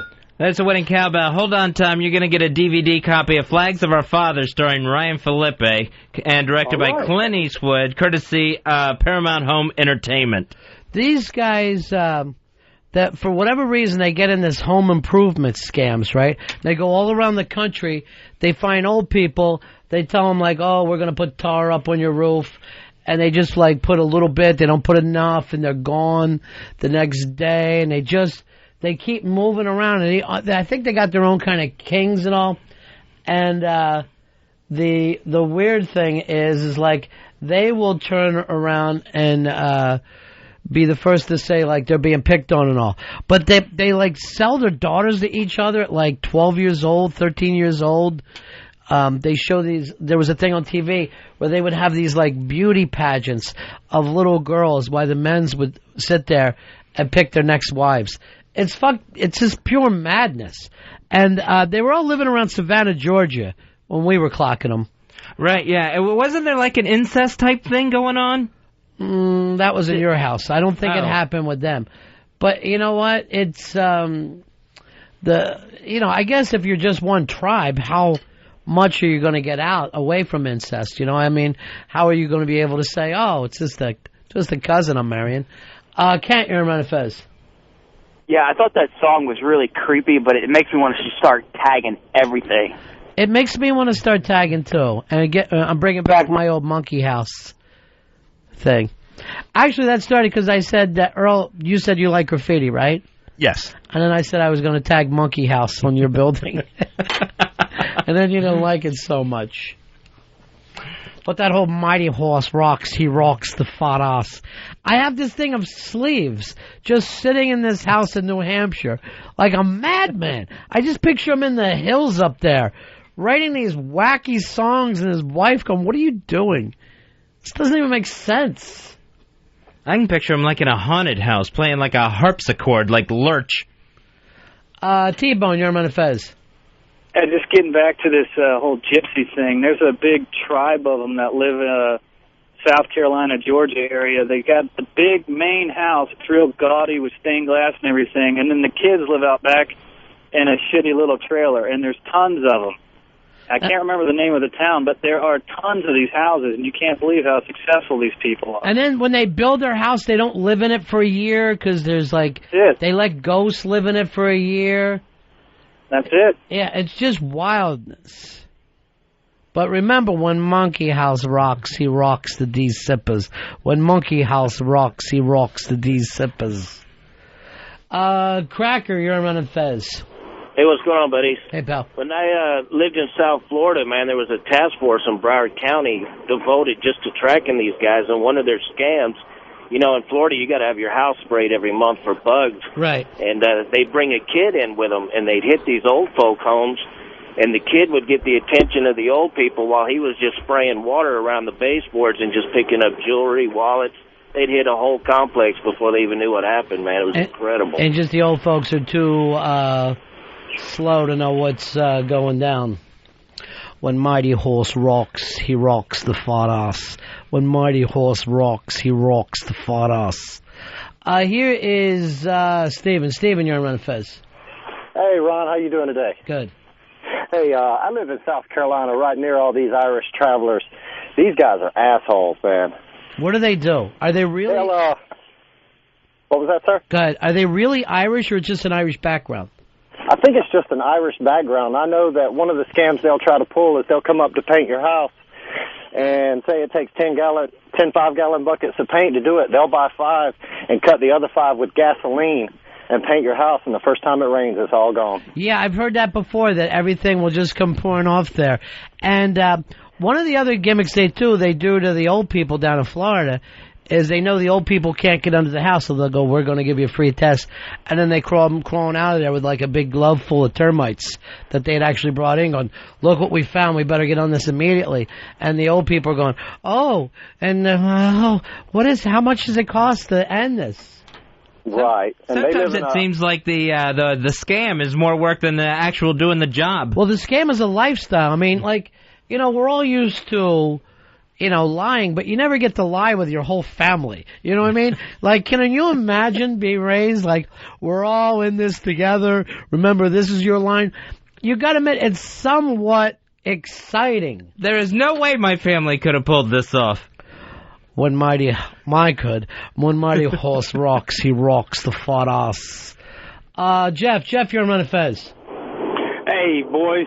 Hey, Fezzy may know there's a whole, a subdivision, like a small community of the gypsies in Newport Richey, Florida. And they do everything but hustle pest control to pool service, and how they get you is they act like they're bonded. They give you a false deal, say they're bonded, get a key to your house for the pool service or pest control, and rob you while you're at work. Crazy. It's just wild, and you kind of gotta love it because it's a real family values thing. Everybody's in it together. Deanie, you're on Ron and Fez. Hey, man, I live in Augusta, and you never see the men travelers in public, but the women ones, they all look the same. They're blonde-haired ones and dark-haired ones, but they have the same, almost fetal alcohol syndrome face. They dress up little girls, from 4 or 5 on like full-grown women, and they come out in the Lexuses and BMWs and don't have any jobs or visible means of support. So the men are kind of on the road, the women stay there and run the families. Yeah, you may see the men at night out in nightclubs, but just barely. But the women are always out. And then shoplifting. And then do these little kids go to school? These little traveler kids? That's a good question. I don't think so. Lie school. You're just taught to lie. And then, Fez, they have like a king, almost like King of the Gypsies. Right now the guy's name is Monkey House. He runs the whole thing. Wow. Monkey House rocks. He rocks the D-sippers. Monkey House rocks. He rocks the D-sippers. So the Mighty Horse rocks. He rocks the fat ass. So when that guy was talking about the house and the people living behind it and stuff, it's like a compound, I guess. Yeah, and they'll all try to go in the same community together. So who knows who belongs to who anyway. Terry, you're on Ron and Fez. Hey, guys. Hey, I live in Augusta, and those guys live in North Augusta, which is right on the South Carolina-Georgia border. And that guy's right. They build these big houses. They put paper on the windows until the spirits leave. And a friend of mine was telling me that back in the 60s, they used to bring their daughters downtown Augusta and pay the soldiers from Fort Gordon big money to breed their daughters because the breeding was getting too close together. They had to get new blood in the line. Smart idea. Get some soldier blood in there. Very smart idea, my traveling friends. Very smart idea. It stops that small face look. I like the small face look. I really think it's adorable. You do? Yeah, you get her down there, your dick looks gigantic. Damon, you're on Ron and Fez. Yeah, I used to work at a restaurant in Toledo, Ohio, and they used to come up there every summer and pull their scans and all that. Well, one of the kids would get drunk and come to our bar at night, and so we would pull stuff out of them because there would be 55 of them. They come, and the women would sit together, guys sit together. But anyways, he said that they get 5 hotel rooms, 10 people to a hotel room. They're pulling up in these Jaguars, BMWs, and everything was a scam. Their big scam in Toledo was the blacktop. It'll take 10 gallons, and then they'll only use 2 and water down the rest. I had heard every one of these things before, too. Pest control, the pool control, the blacktopping. They come in and do, you're paying like not a gigantic amount of money. You think you're getting a deal, but really you're getting ripped off. It must be nice just to sit there and try to come up with things that look like actual products, like fake blacktop. The problem is everybody else rips you off. You fucking invent a new scam, and before you know it, everybody's running the same gimmick. Derek, you're on Ron and Fez. Ronnie, $2, what's happening? What do you say, my friend? Hey, wanted to tell Fezzy, it's up in Moon Lake is where all the travelers are around here in the big Tampa Bay area. Up in Moon Lake area, Fez. Oh, okay. You know that area? No, I don't. I'm not familiar with Moon Lake. It's north part of Port Richey, way on up there, and kind of in the back hills. North Pinellas, Fez. You never cared for the North Pinellas area, huh? Scared you a little bit. No, I didn't care for that. Wasn't going to go up to those swamps. No swamps up there. It's where it starts to get a little hilly. And you get to what's that river, that Crystal River? Yeah, Crystal River. Yeah. Bill, you're on Ron and Fez. Yeah, Ronnie, wasn't it a couple of brother and sister traveler that the brother beat up the sister, then she went to Disney World and tried to claim she was gang raped there? I didn't know that story, but I love it. It's a fucking great one. Back, I believe. You know what? I've been gang raped. I'm going to need about $600-700 before I can leave here properly. I like where the victims are getting higher and higher up. Now you're going to try to take on Walt Disney. Chris, you're on Ron and Fez. They go down and pick up the local high school boys and pay them to bang the chicks to keep them screwing up the gene pool. Well, I don't know why they have to pay. I'm sure there's plenty of guys that do it for free. They're not even looking for sperm donors. Just come in here and sleep with them. Dave, you're on Ron and Fez. Hey, Ronnie Fezzi. I'm a detective down in South Jersey, and these travelers and the gypsies, they're all over the place. It's all the home improvement scams. They used to be impossible to catch, but a lot of people now are really starting to know them and starting to catch up on their scams. But the fascinating thing about them is that, just like in the movie, they actually do have different ethnic groups, like you do have Turkish, against the Irish, and they do actually compete against each other. It's like a business. So, they are considered gypsies to this day, huh? Even though they Absolutely, have homes. that's what they're called. That's what they're called. As a matter of fact, if you go to any county prosecutor's office, pretty much throughout the country, they have actual units of guys that are assigned as gypsy units that do nothing but chase these guys across the state. It is wild, but you know what? It kind of feels good. Like in 2007, we can still have stuff like that happening. You know what I mean? Like. It just feels kind of good that this stuff still takes place. A little bit of freedom out there. Derek, you're on Ron and Fez. Hey, boys, what's up? Yeah. Hey, I'm married to a gypsy woman, and they're actually a very honest people. They do a lot of uneducated jobs, lightning rods. The particular family I'm in, they have an asphalt business, do driveways and parking lots and stuff. Yeah. That's all I got, boys. Punching out. And was it hard for you to be with her, though? I mean, weren't you an outsider? I was immediately accepted because I'm a truck driver, which is a fairly uneducated job, so it's kind of easy just to slide in there. Yeah. But he can never be king, Ronnie. That's the sad part. That is the sad part. Tom, you're on Ron and Fez. I want to call Bravo Sierra bullshit on these guys that are calling in and saying that the Amish are paying people to come in and sicken up their bloodline. I asked a couple of them here a while back. Hey, Tom, who ever said anything about the Amish? No one's talking about the Amish. We're talking about the travelers, the gypsies. Right, and the gypsies. Yeah, that's totally different from Amish. One of the callers said something about the Mennonites or the Amish. Nobody said anything about the Mennonites and the Amish. I know exactly what the Mennonites and the Amish are. They're just the exact opposite of people who travel around ripping people off. They sit alone and won't have a fucking radio. I don't even understand the Amish thing. The gypsies I get completely. David, you're on Ron and Fez. Hey, fellas, how you doing this afternoon? Good. I was a soldier in Fort Gordon about 10 years ago. And we used to go to the movies all the time on the weekends, and you would see them in, like, packs of 10. And it's like the 10-year-old daughter, then you got the teenage daughter, then you got the 20s, and then all the way up to the grandmother, and they all look identical. It was scary. But some of the daughters were hot. So, being soldiers, we would go up and try and talk to them. And, dude, they wouldn't even look you in the eye. The mothers would shoo the girls away, and, they're kind of playing the coy, kind of looking at you, giving you a smile or whatever. But... and the older soldiers are like, dude, you can't even try it. They're gypsies. And we're like, what the hell are you freaking talking about?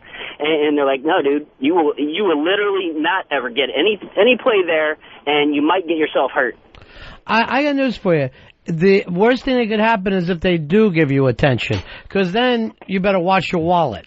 So as long as they have nothing to do with you, they're trying to stay cool. But as soon as they make it feel like, hey, I'm interested in you, while you're sitting there like, hey, this is great, all your cash is missing. Kyle, you're on Ron and Fez. Lost you, buddy. Here is Elmer. Elmer, you're on Ron and Fez. Hey, buddy. How you guys doing? Good. What can we do for you, Elmer? I just wanted to go ahead and agree with that one guy who was talking about the Moon Lake area in Tampa. Mm-hmm. He's right, man. Between the rednecks and the gypsies, people go in there and they don't come back. All right, now I feel like I got to go up there to Moon Lake. I got to just check out this frightening place. You might not return, Ronnie. Moon Lake Road, right off of State Road 52 in glorious Newport Richey, area that I'll never go. I know Newport Richey very well, but I don't know the whole Moon Lake thing. Now, I will go down there using the name Mighty Horse and, of course, Monkey House. Because when Monkey House rocks, he rocks the D-Sippers. Monkey House rocks, he rocks the D-Sippers. I just want that part of it, too, Earl. I want the Mighty Horse Monkey House thing. Without hearing Radio Shark going on for 15 minutes talking about graffiti. I can't believe that that Stink Bomb has finally made it into a bit. Hey, Eric, you're on Ron and Fez. Yeah, hey, buddies.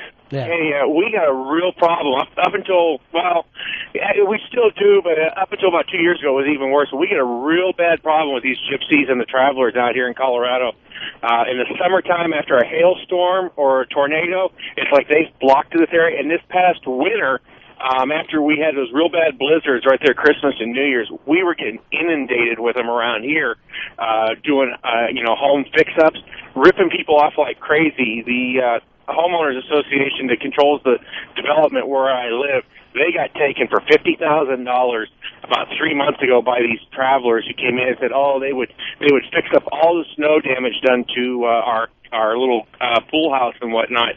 And all they did is they came in, put down some used shingles that weren't, the shingles were in really bad shape. They put down just used stuff and turned around and just were gone.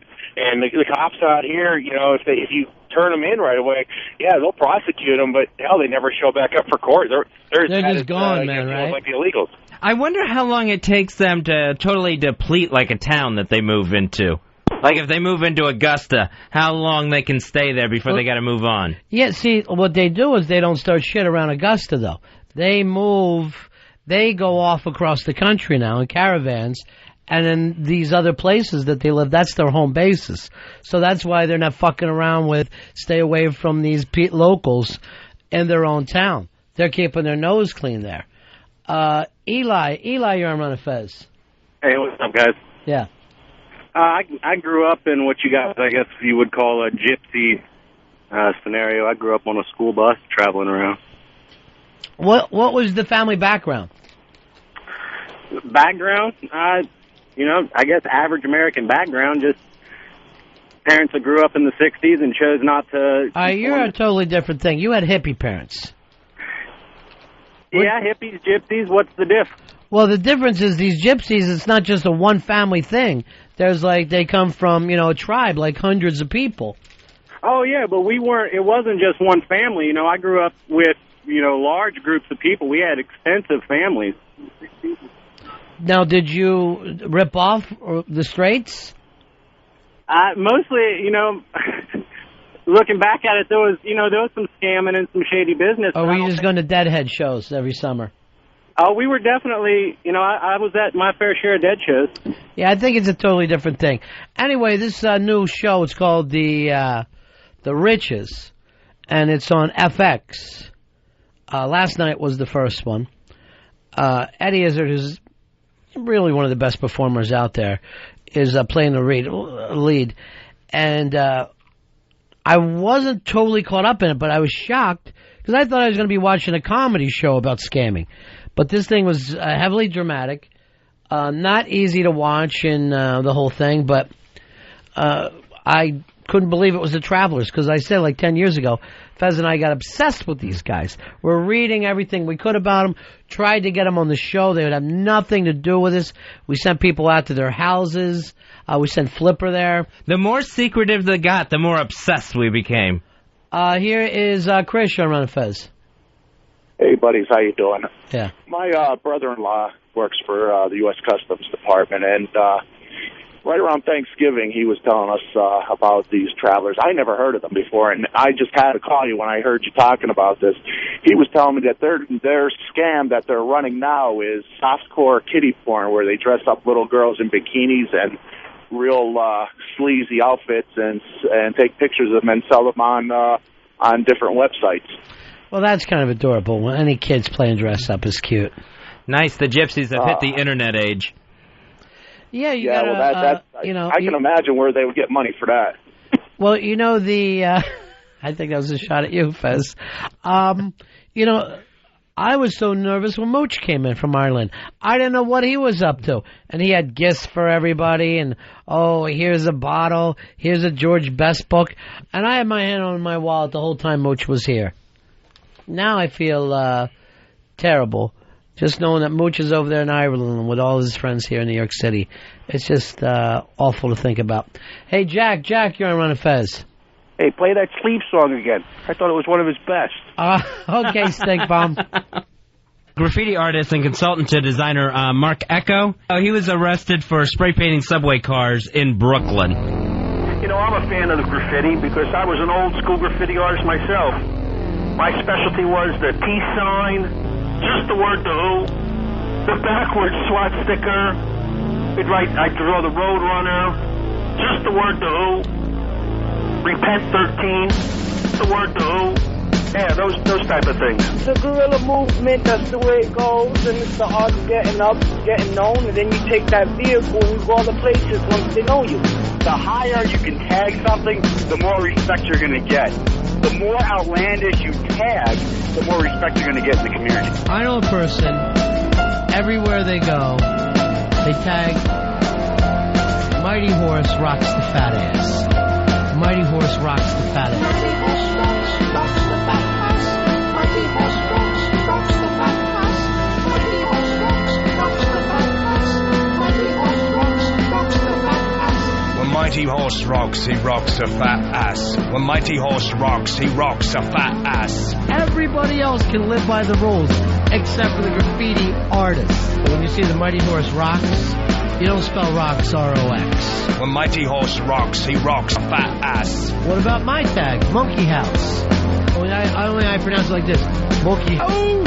When Monkey House rocks, he rocks a fat ass. When Monkey House rocks, he rocks a fat ass. Monkey House, because that's the name I tag with. Monkey House of D-Sippers. When Monkey House rocks, he rocks the D-Sippers. When Monkey House rocks, he rocks the D-Sippers. Mighty Horse rocks the fat ass. Mighty Horse rocks the fat ass. When Mighty Horse rocks, he rocks a fat ass. When Mighty Horse rocks, he rocks a fat ass. Mighty Horse rocks the fat ass. All right, then here's what I want you to do. I want you to get a plane and tag the sky. Shot a boogray. Shot a boogray there at the end with Fez Watley. 866-RUN-0-FEZ. 866-RUN-0-FEZ. Wayne, you're on Ron and Fez. Hey, what's going on, buddies? Hey. I just calling real quick to let you guys know I grew up in Ireland, and over there they were notorious, these tinkers, what were the same thing as gypsies, as you guys know. They were absolutely notorious for traveling from county to county and collecting what was called the dole, which is the same thing as social welfare here. Over there, it's a county-wide thing. They would collect a separate dole from every county and live in these, 5,000 square foot mansions. Yeah, I think the Tinkers are the background of a lot of these people in Georgia, believe it or not. You got Irish, for sure, redneck gypsies. It's the strangest thing you've ever heard of in your life. Now, I wonder if the travelers are trying to get welfare food stamps and rip off the government in any way either. Jeez, do you think? Because that seems like it would just really throw a light on the thing, though. Well, apparently there is a light on it, but they don't care. This is their way of being, you know? It's like trying to stop Earl's people. It ain't going to happen. Earl, you've said 6 generations and not one taxpayer in your family. That is, to me, something to be commended. How does that happen? Just being too smart, Fezzy. When Monkey House rocks, he rocks the D-Sippers. Monkey House rocks, he rocks the D-Sippers. Jeff, you're on Ron and Fez. Yeah, down in New Orleans after the hurricane, we had all these gypsies come down to work. They opened up these gypsy restaurants, and they eat all these burritos and fajitas, and they speak this different language. What's the language sound like? It's like taco and bueno and stuff like that. Yeah, I don't think these are gypsies. I think you've run into Spanish people. Here's Butch. Butch, you're on Ron and Fez. You there? Yeah, go ahead, Butch. Yeah, I am a traveler, and a lot of this stuff is just baloney. It's stuff that's on the news and stuff that people get the wrong idea. And a lot of people, there are bad ones out there that actually go around and work and do rob people. I mean, but there's a lot of them that settle down, have homes, and actually make a decent living. I don't live in no mansion and everything, and it's just a crock, a lot of it, that they're saying. Butch, what's the story on you guys with the kids? You try to marry off your daughters at an early age? No, that's wrong. Some of them do, but, they just believe in tight family. I mean, some of them get married early. I went to school. I graduated high school. Uh-huh. A lot of this, I mean, there are crazy ones out there, but a lot of this is just bullshit. What kind of scam? There are some that scam and do a lot of wrong things, but there's a lot of us out there that do the right thing and just make a living for their family. Butch, Fez and I went in, and I know what you're thinking. We're outsiders. I'm from fucking Kearney stock myself, all right? I've been on the road. I know how to fucking talk. I can push some of these old people. I know I can get cash off them. I know I could be a good earner. I know I can do it, Butch. Why don't you talk to the family for me? All right. Now, what I want to get away from is this whole 6-year-old wife. I don't want to deal with it. I don't want a wife watching cartoons. I'm going to need somebody of age. Nothing's going to get done around that house. All right, Butchie? A lot of that's bullshit. I mean, a lot of them get married young, but they're still, you know, some of them are 16, 17, stuff like that. But a lot of it, that's a little old. A lot of it's just bullshit. All right, Butch, here's what I need you to do for me, all right? I'm going to give you an assignment. I want you to watch this XF show, right? It's called The Riches, okay? FX is where it is. Just see if the show is bullshit or if there's a little ring of truth to it, okay? All right. I'll call my you guys friend? back. I listen to you guys all the time and stuff, so I'll call you back. Call me back as Monkey House. That's the only name I answer to. All right? When's the show on? It's on from here and there. You know, one day we're here, another day we're somewhere else. But Fez and I, we're always on the road. You never know. No, I mean the FX show, Fezzy, or Ron. Well, it comes on Monday nights at 10, but then FX has a tendency to, you know, they rerun their shows. It'll probably be on 10 more times this week, Butch. Sounds good. I'll call you guys back. All right, we're putting together a whole fucking gang of us, a whole gang of travelers. All right? All right. I might even have Happy Typing Girl in, who, believe me, right now, I am trying to arrange a marriage with Happy Typing Girl and Mikey Boy. Now, the problem is, Mikey Boy was previously married. Right, he's currently married with 2 kids. She doesn't even post. That's the problem with her right now. Fortunately, the thing that would make this maybe work is that Mikey Boy's wife travels a lot. She's a traveler, you're saying? She's a traveler dancer. Interesting. Interesting. I already got the wedding song ready, too, Fez. When Mighty Horse rocks, he rocks a fat ass. When Mighty Horse rocks, he rocks a fat ass. How long you think before everybody gets fucking sick of this? Because I can't get enough of it. It's going to take me a while. When Monkey House rocks, he rocks a fat ass. When Monkey House rocks, he rocks a fat ass. Who wouldn't love that? When Monkey House rocks, he rocks the D-zippers. When Monkey House rocks, he rocks the D-zippers. Look at Dave doing his job now. Now suddenly Dave wants to work in radio. I don't know when it started. I'll tell you what, David. I know you got this lovely new girlfriend.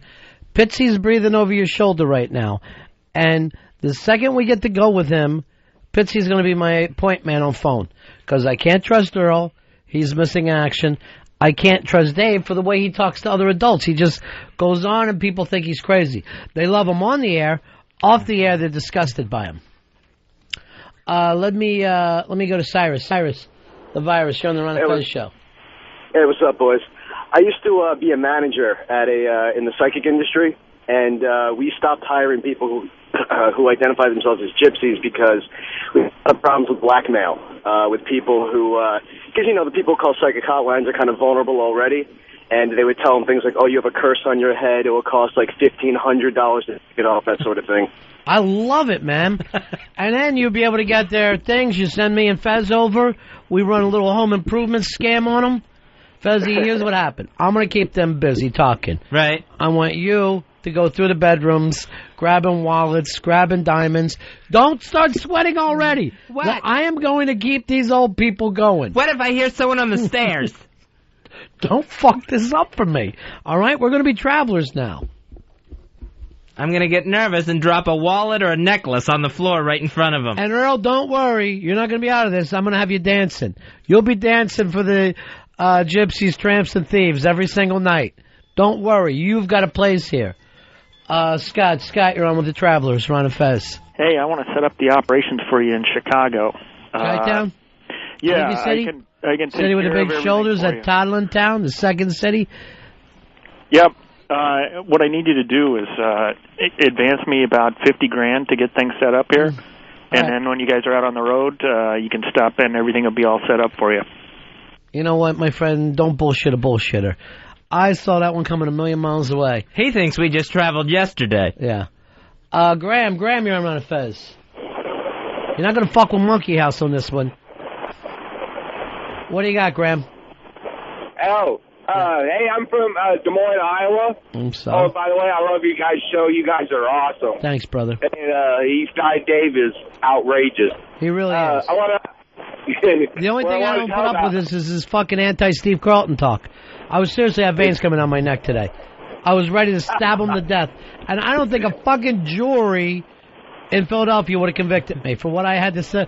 If I would have stabbed him to death in Philadelphia, they would have just said, why didn't you do it earlier? It's just not right, Earl. It ain't right to fucking attack that man. He carried a franchise on his back all the way to 1980 when they won it all. With them mercy killings. What's your point? No, I used to work for these travelers. They were doing asphalt work up in Iowa all the time. They were out in Missouri. And then the one guy, he started drinking early in the morning. That don't make you a bad person, brother. No, I know. But, he suffered from a disease. But my point about the whole thing is when we'd be out on jobs and stuff, and if a cop would drive by, they'd see a cop anytime, they would just flip. Man, they want us out of there. I'm the same way. The trailer and get the heck. These guys really went overboard. I'm going to tell you right now, when Keith the cop comes in, I'm always a little nervous. I'm always wondering, what the fuck do I have hidden? Here's Chuck. Chuck, you're on Ron and Fez. Yeah, man. I'm from California. I got gypsy in-laws that live up north. What they do is the children have kids, and the grandparents adopt them, and they all live together in the same house, and the grandparents get money from the state for adopting the grandkids. I think it's adorable. And I think it's great that a family stays together. I mean, you live in an age now, Fezzy, where families are all over the country. These travelers, they live together, they sleep together, they marry each other. There's something really nice and old-fashioned about that. When you're old-fashioned like cavemen. Your daughter hits 4 or 5 years old, you want to dress her in something nice, let her get out there and let the men folk take a look, see what they're willing to pay. There's just the panic I would have for this is there's so many times a 4-year or 5-year-old girl is so cute and then she grows up to be an animal. You got to be really careful that you don't find yourself fucking marrying little Miss Sunshine Olive because she looks adorable at this age, but I guarantee you there's nothing but hard road ahead for her. You are not going to get the girl you paid for. That's the problem when your motto is start a family before you start school. Teddy, you're on Ron and Fez. Hey, Ronnie, how you doing? Good. Man, I was a traveler for most of my formative years, traveling around in a van with about 8 people. Who were they? Was that your family? You could call them that. Anyways, the best way to get gas and groceries is you go to Walmart, pick up a few things under $10. That'll get you cash in hand.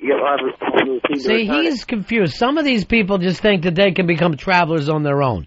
No, that's not the game that we're playing here.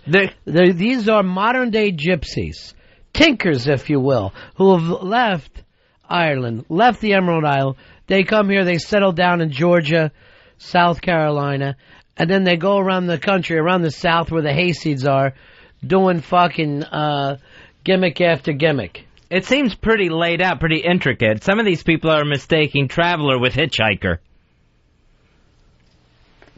And like they begged for money or something on the curb. Here is Jack. Jack, you're on Fez. Hey, Jack. Hey, what's up? Hey, pal.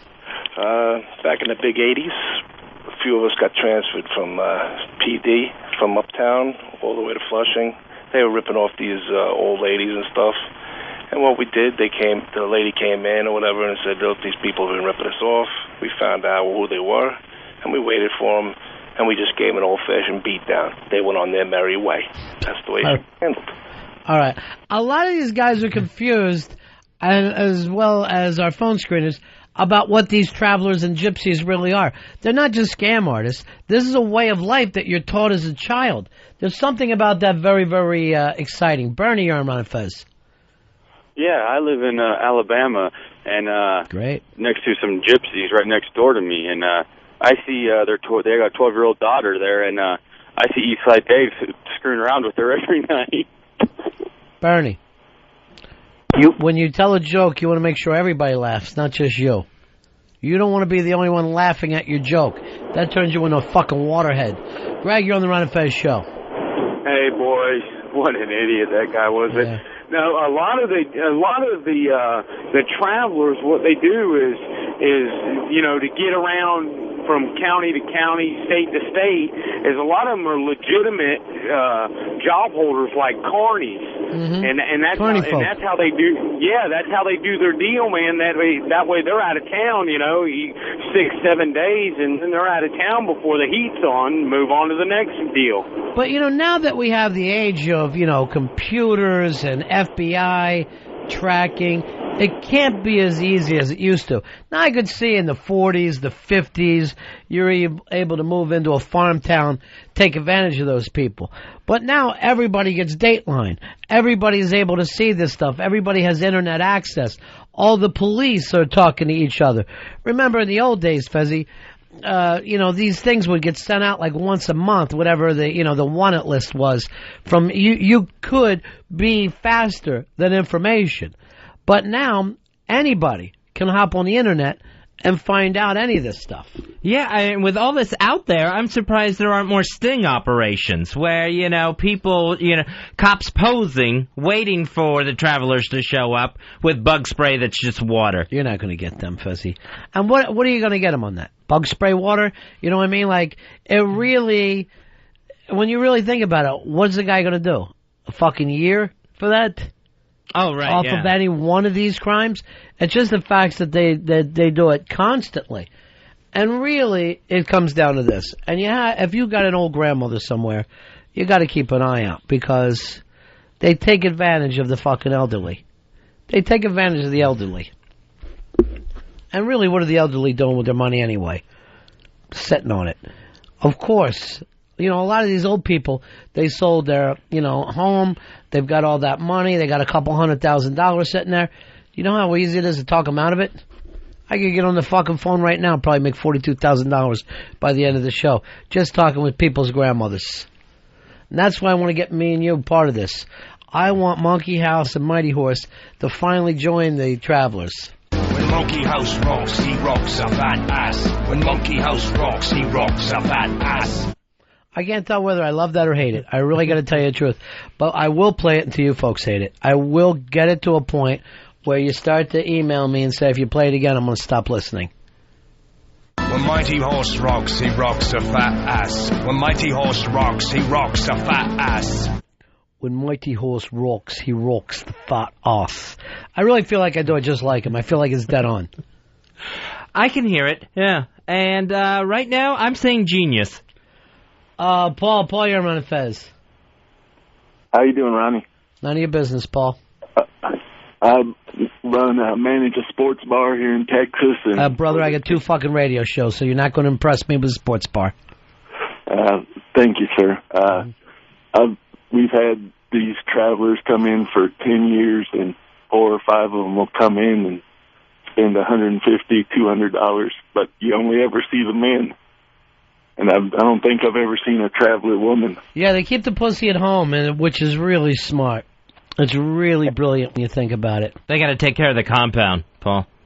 And they're huge fans of Notre Dame, so I think Dave and Fez could fit right in with them. Well, why wouldn't they love Notre Dame? Of course, that's America's school.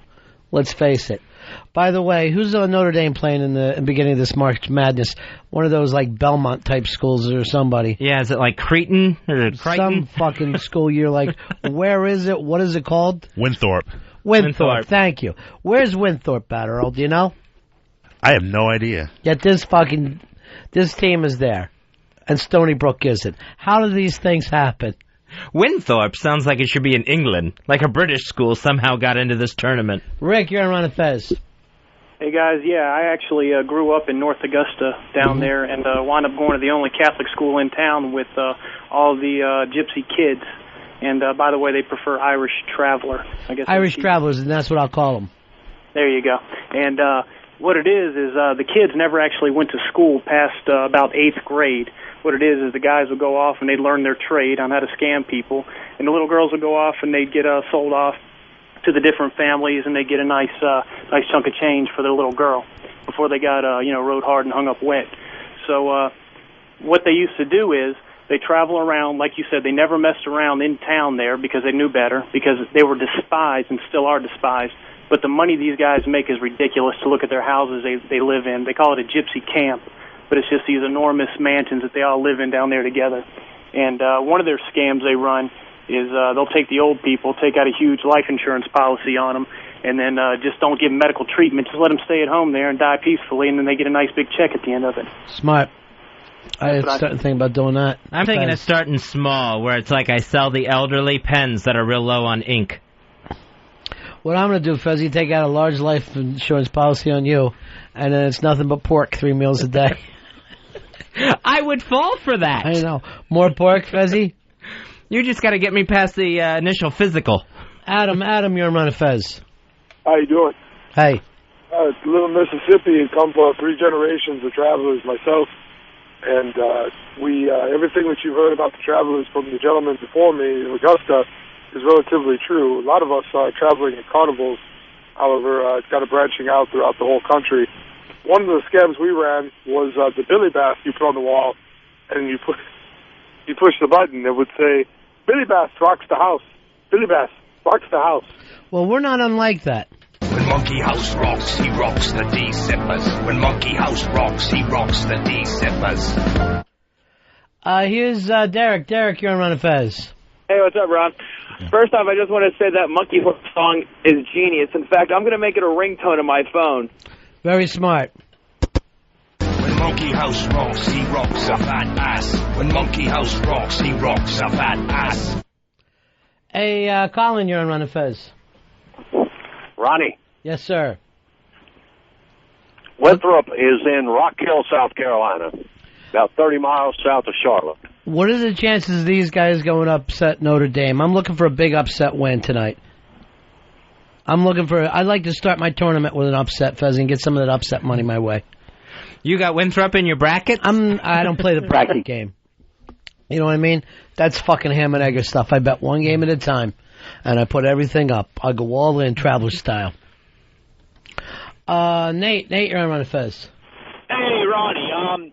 I used to wait tables at Texas Roadhouse in Delaware, and these guys with these, we called them gypsies, they would come in every single Sunday, a group of 60 or 70 of them, and they would come in driving their brand new Hummers and Cadillac Escalades, real expensive, all kinds of jewelry. The girls, even at 12 and 13, were very, very slutty, and, I mean, just this very, very flirtatious, and I think these gypsies came out from New York, because one time there's a bunch of them, and they said that they were visiting from the city. Remember that movie King of New York with Eric Roberts, where they were all gypsies? It came out in like 1980s, early 1980s. Fucking great picture. I think little Brooke Shields was in it when she was a little girl. I didn't see that one. Oh, that's right. It was a movie and no cartoons. What I was trying to say, did you ever see Astro Boy? Love it. Yeah, it's great. I like the fact that these travelers, once they, scam the money, they've got no problem flaunting it. Buying Hummers and Cadillacs and stuff. Well, it's like when you're dealing drugs. You never fucking deal drugs or work in scams and think about anything other than, trash money. The first thing you're going to do when you're dealing drugs is put a big fucking gold necklace around your head like a fucking maniac. I definitely want you and I involved in the Travelers, Fez. I know I've got the gift of gab. You're as quiet as a mouse.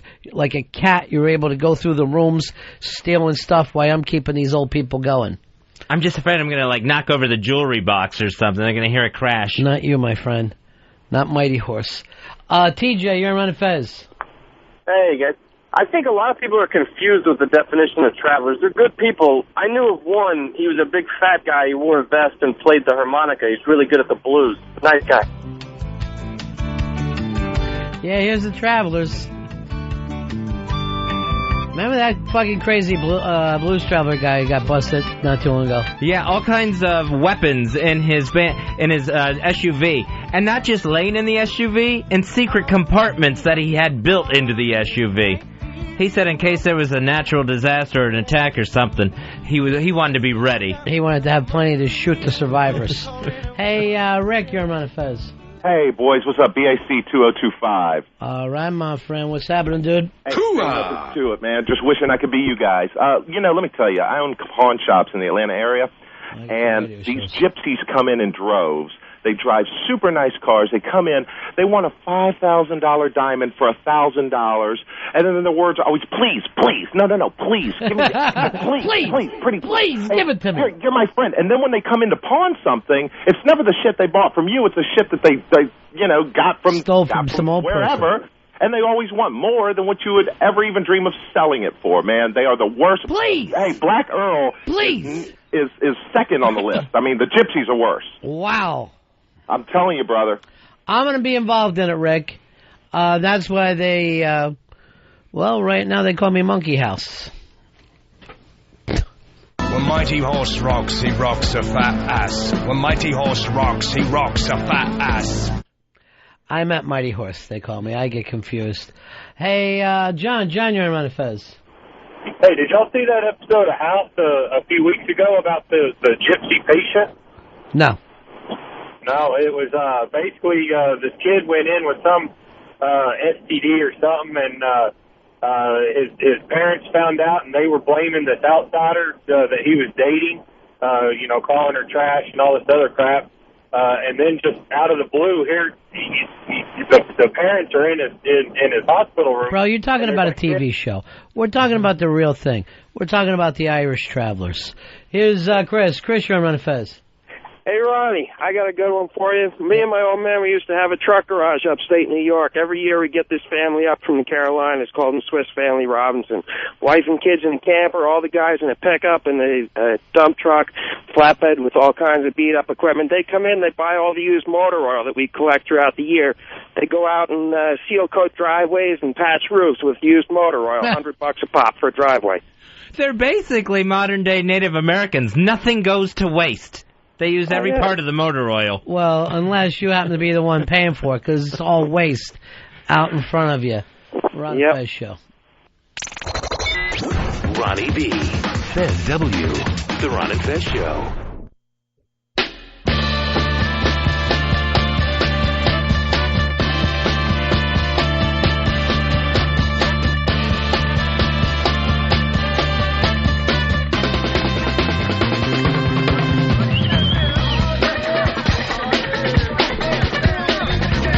The Ron and Fez Show. Now, for some reason today, Fez, Earl wanted to take us all out to a swanky restaurant. I believe he's in a little over his head. I'm in. I say, let Earl do what Earl wants to do. Let his heart move him. Do they have, like, a prefix on there, Earl? Like, a little something you can take care of? He's a very expensive guy. No, I understand that. I understand that. You're ready to pay $600-700 for lunch. That much? Yes. You haven't checked like an online menu or anything? What are you ready to pay for lunch? I was ready to go like three, maybe 400. What is that based on? Where did you? Oh, somebody must have got his raise. Oh yeah. Dave knew nothing about that, did he? No, he didn't. You got a raise, Earl? Yeah, I got a nice raise. Oh, you didn't know about it? I didn't know about it. Congratulations, Black Earl. Thank you, and I wanted to treat my boys. I don't know, Earl. I worry about you. What's the name of this joint? The London. I'm gonna take you big. If I go with you, I'm gonna take you deep on this. Probably so deep we won't even be able to do the free FM show tonight. I know, because I'll want a coma eat. We'll just have the best of that son of a bitch. I'm gonna eat like you took the Travelers out. The excuse is that Earl paid for lunch. It's called the London? Oh, yeah, okay. No, he's never there, is he?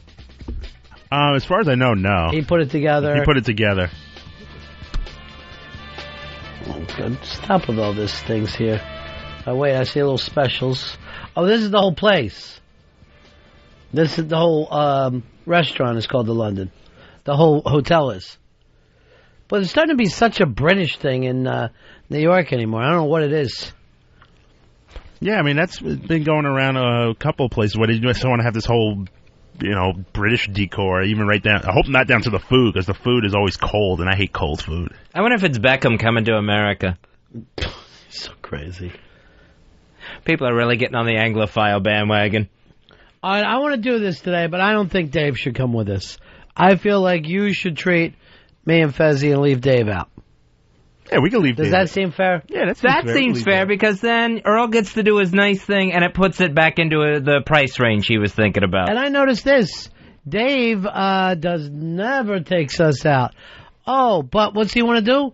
Use our friends, Fez, to take his girl Casey out.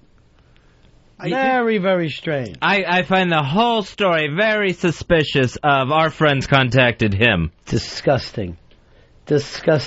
Wow, this place looks nice. Now, are we going to be on lunch or dinner at that time, 4 o'clock? I better try to get our asses on lunch, Earl. Yeah, I was going to make it for lunch. Everyone, get your coats. Let's see this prestige menu. Oh, that sounds good. Yeah.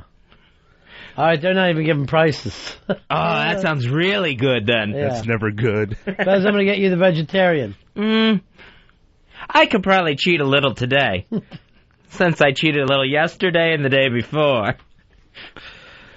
We're going to end up crushing you, Earl. All right, I'm going to go with you. Only because you got the race. But this may cost you that trip to Montreal you had in the back of your mind. He wants to go to Montreal so bad. I don't know why. Because of the music scene, Earl? Music scene. I've had it recommended to me by more than one person. I was not a Montreal person. It was like, Earl, you got to go to Montreal. It's the best place. It's only it's only an hour and a half flight out of New York City, so it's relatively close, and they said it's a great city. You're saying 90 miles like it was our Cuba North. They actually run the train up there, Earl. No, I didn't know that either. Yeah, they run a train up there. I don't know. I think you get it out of Grand Central. I wouldn't mind taking a train. That would be a nice ride. Yeah, but I don't know. It's New York is a lot longer than you think. I mean, like when you head upstate, you could really go for a ways upstate before you even hit like an Albany. Yeah, when it's 8 hours to drive, 8 or 9 to Buffalo? Yeah, but Buffalo's the other way. That's not straight up. You're going straight north. Oh, okay. You don't know where you are, do you? I don't know where a lot of things are, like especially Montreal. I'm not sure exactly where Montreal is. I'm going to buy you a map. It's due north. It's straight north of us. Not bad at all. All right, it's the Ron and Fez Show, 866-RON-0-FEZ, 866-RON-0-FEZ. We were talking about the travelers. We were, Fez. We were all sitting here talking about the travelers for a while. Now, are there any people that you just automatically don't trust? Blacks. At first glance? Oh, blacks. Because of something they've got going on, like maybe they... You mean racially? Do you mean background? No, I mean just maybe something about their certain appearance. Not racially or ethnic or anything, but like if they had... I would say it takes me a while to get comfortable around bikers. If I'm going to see a guy who looks like he's given up on society and I'm going to sit next to him in a bar, I'm going to be a little bit guarded before I'm going to finally treat him as an individual. Yeah, I was thinking like along the lines of like a nose ring or something like a piercing like that, or maybe a neck tattoo. Where just all of it... Yeah, bikers. That's exactly what I'm talking about. I know for me, I think, especially with a guy, it's dyed jet black rocker hair. Like a Gene Simmons. What about Elvis? You couldn't get comfortable around Elvis? Elvis I probably could, because I don't know if anyone else had done it by then. 866-RON-0-FEZ, 866-RON-0-FEZ. Hey, Mike. Mike, you're on the Ron and Fez Show. How are you, buddy? Hey. What can we do for you? That train doesn't run up to Montreal anymore. It only goes up as far as St. Albans, Vermont. All right, you're out, Earl. It ain't going to happen for you. Oh, man. You got a Greyhound from St. Albans to Montreal. That's insane. I don't want to see you getting on a Greyhound rolling into town. You're better off on that little jitney plane of yours, Earl. Yeah, I'd rather fly. And I've never flown first class. I wanted to take a first class. Buy a first class ticket. Jesus Christ, how big was this thing? You're taking us out to Gordon Ramsay's, you're flying first class? I feel like you're stealing money. Well, I got the raise. I got some tax money coming back to me. How much money are you getting back with your taxes? A couple of grand. I hate to say this, Earl. You're a little enriched right now. You can't wait to get this money out of your wallet.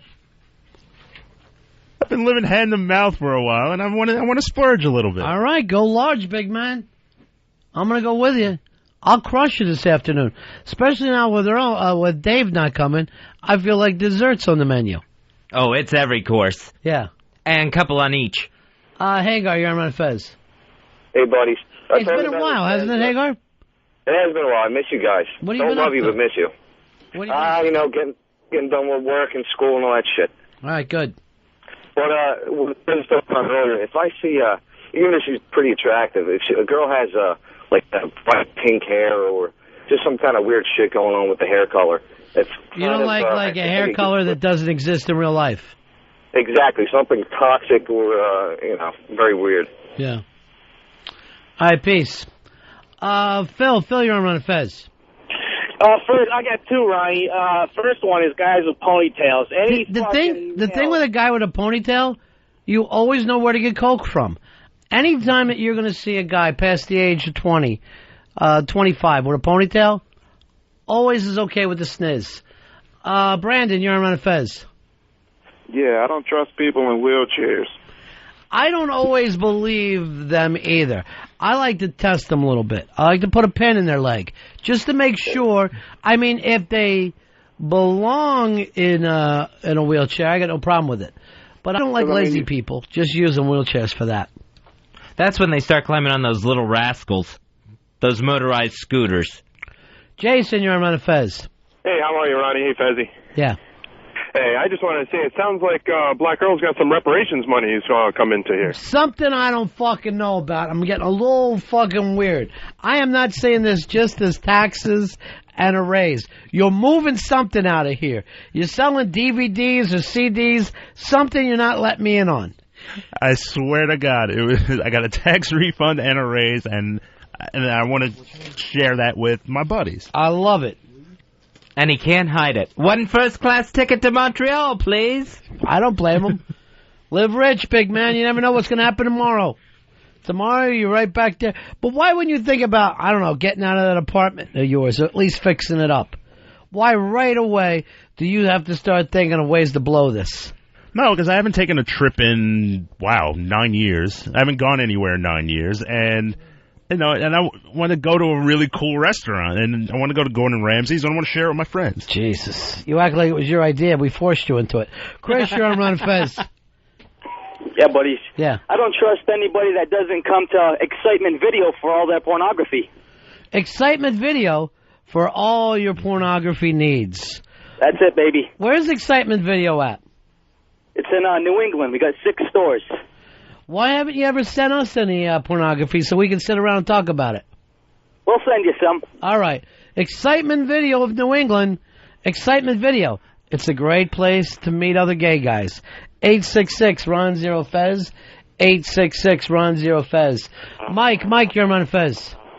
Ron, there's something really sleazy about a guy who wears jewelry like gold bracelets or gold necklaces with a medallion. What about a pinky ring? That to go with it. What about a nice pinky ring? There's no way. That way, when he has the pinky ring, he can, depending on how mad he is at his girl, whether he turns it around or keeps it out there. 866-RON-0-FEZ. 866-RON-0-FEZ. Wayne, you're on Ron and Fez. Buddies. Hey, I don't trust nice people. I feel like they got an angle that I don't get. So someone being nice and polite to you, they gotta be doing something. Regis Feldman going in for heart bypass surgery. Oh, is that girl of his so happy about this? You can see it on her face. That little Kelly Ripa is counting up the money with that Mexican husband of theirs. They hope Regis never comes off the table.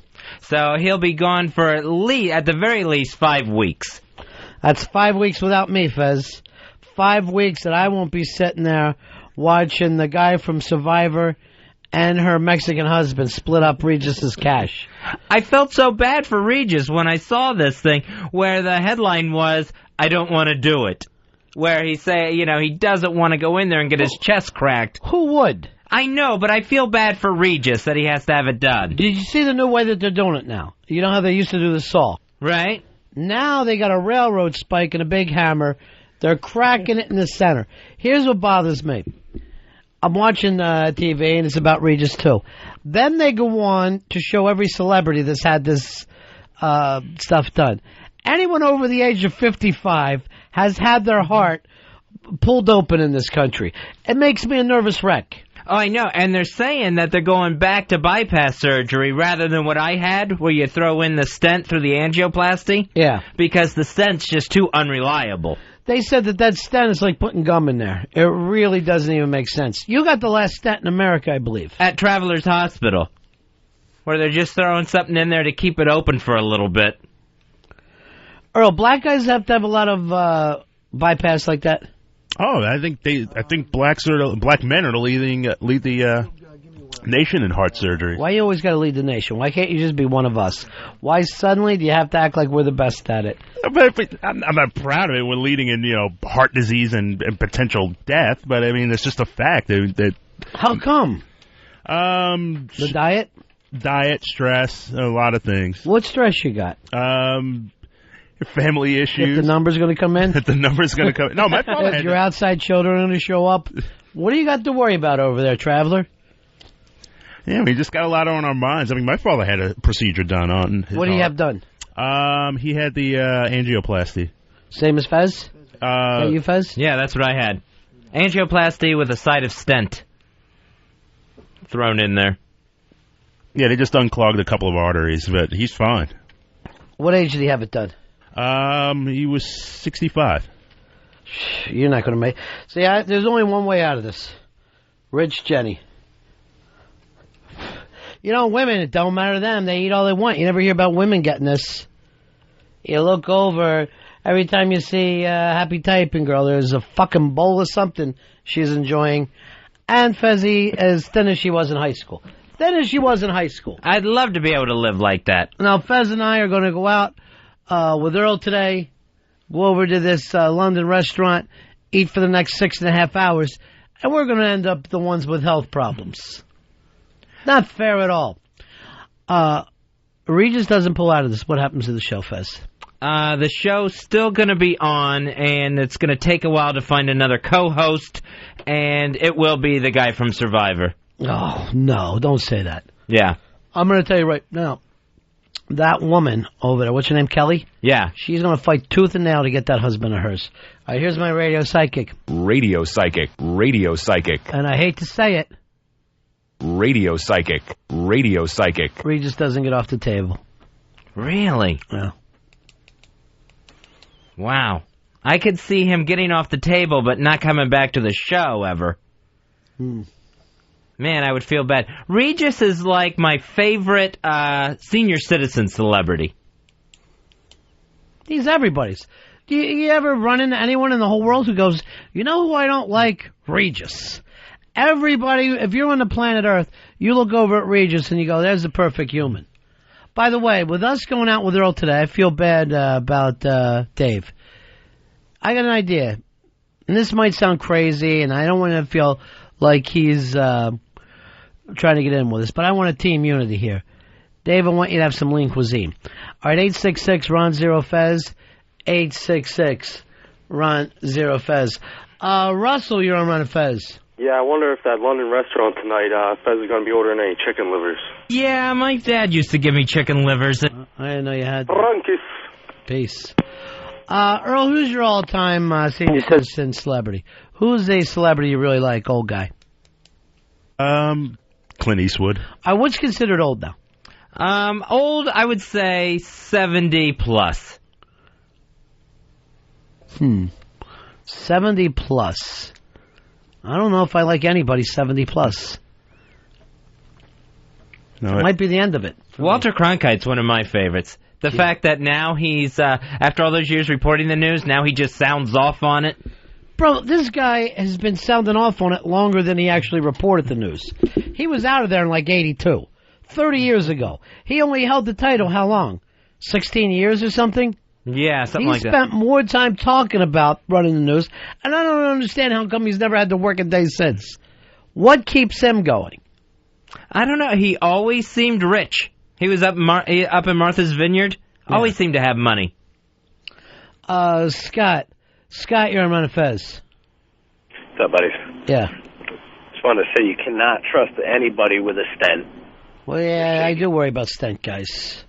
There's something about them. I think you can trust people with stents. You probably just can't trust all the stents all the time.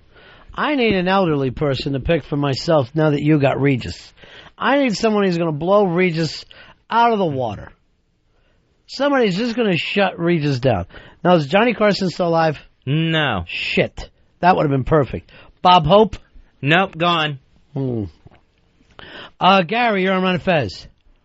Hey, buddies, 916, old school face. Favorite senior citizen celebrity, Milton Berle. Huge cock. Right, Fez?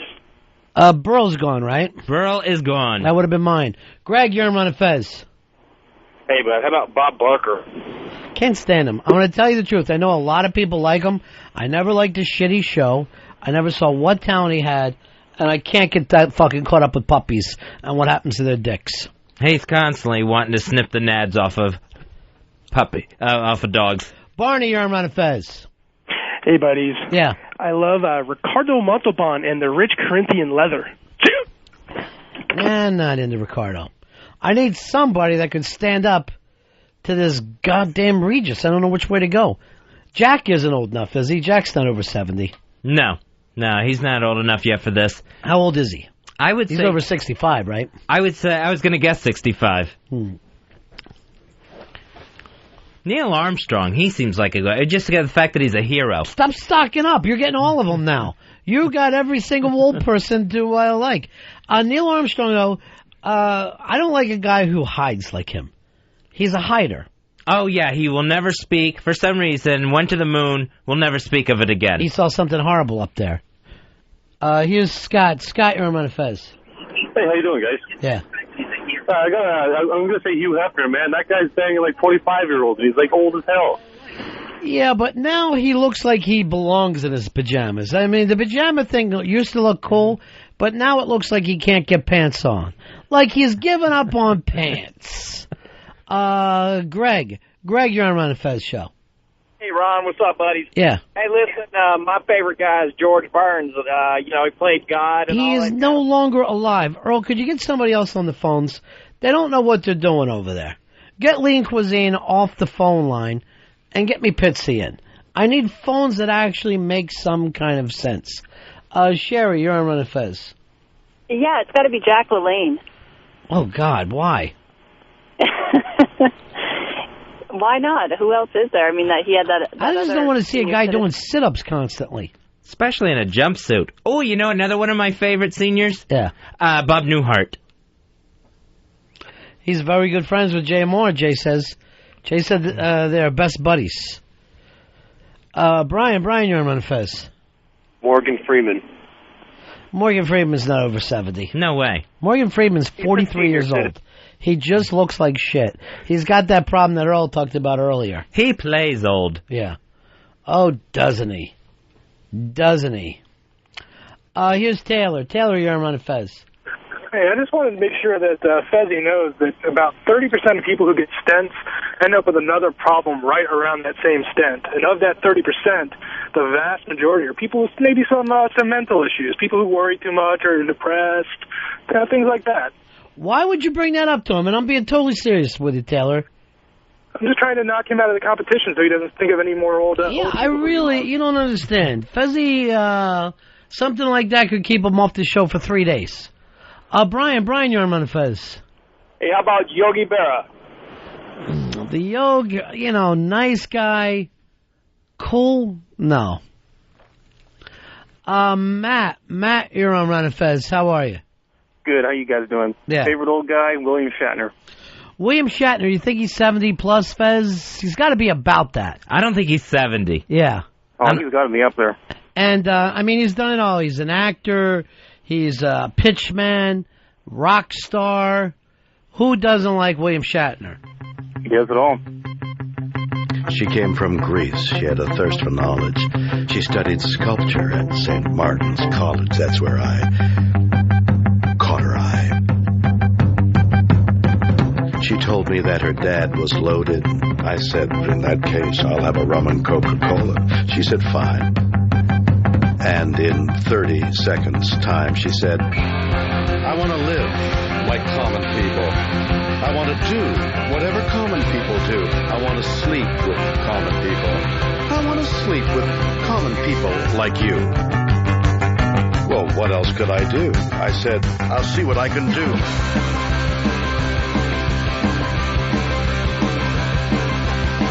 I took her to a supermarket. I don't know why, but I had to start it somewhere.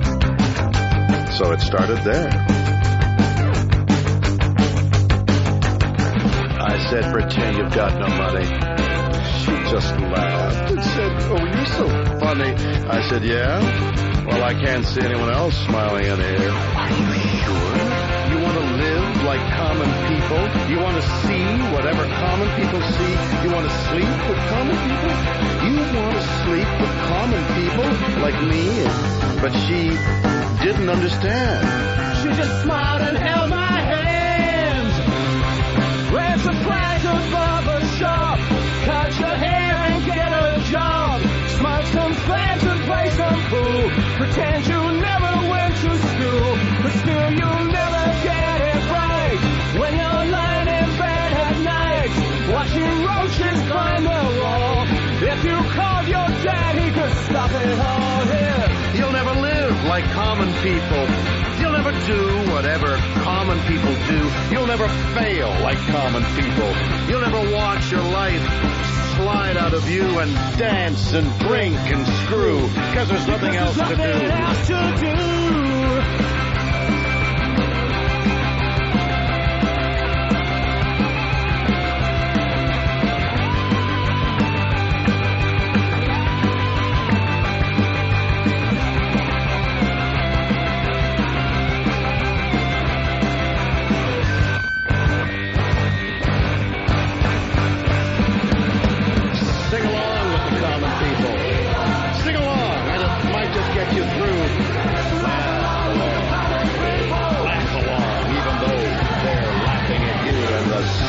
Things that you do because you think that poor is cool.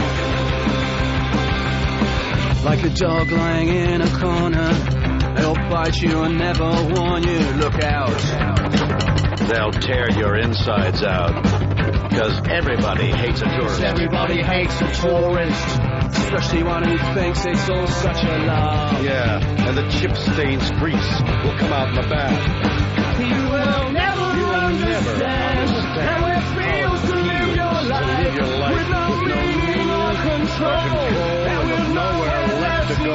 You're amazed that they exist, and they burn so bright while you can only wonder why.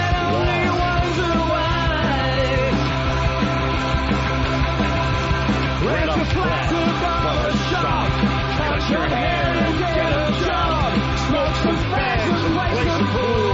Pretend you never went to school, but still you'll never get it right. Cause when you laid in bed at night, watching roaches climb the wall, if you called your dad, he could stop it all. Yeah, you'll never live like common people. You'll never do what common people do. You'll never fail like common people. You'll never watch your life slide out of you and dance and drink and screw, because there's nothing else to do.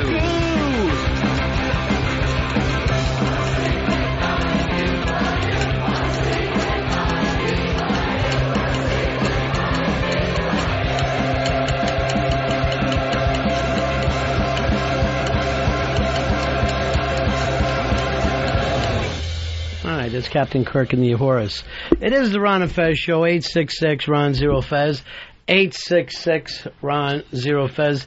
Fez, I'm very annoyed with you right now because you came up with a game and then you gave yourself the definitive answer right off the bat, and there's no way I can win this. Talking about your favorite senior citizen celebrity, because I just felt so bad about Regis having to go get this heart bypass surgery. Well, you heard my radio psychic. Radio psychic. Radio psychic. And I hate to say it, but he will not come up off the table. Not going to make it. Regis is strong. I think he can do it. Matt, you're on Ron and Fez. There you go, Ronnie. George Kennedy. Please. George Kennedy hasn't... Dragline, come on. The last time that George Kennedy was hip is when he said that Cool Hand Luke couldn't eat 50 eggs. We really have to go back that far for George Kennedy. Mike, you're on Ron and Fez. My favorite old person's got to be who's accomplished more in his given profession than John Wooden. Now, John Wooden's got to be dead, isn't he? He's still alive. They wheel him out after for every March Madness. I had no idea. John Wooden's still alive, Earl? Yes, he is. Wow. And my other one would be Anthony Cumia. Oh, please, sir. I had to beat the hell out of you for saying that.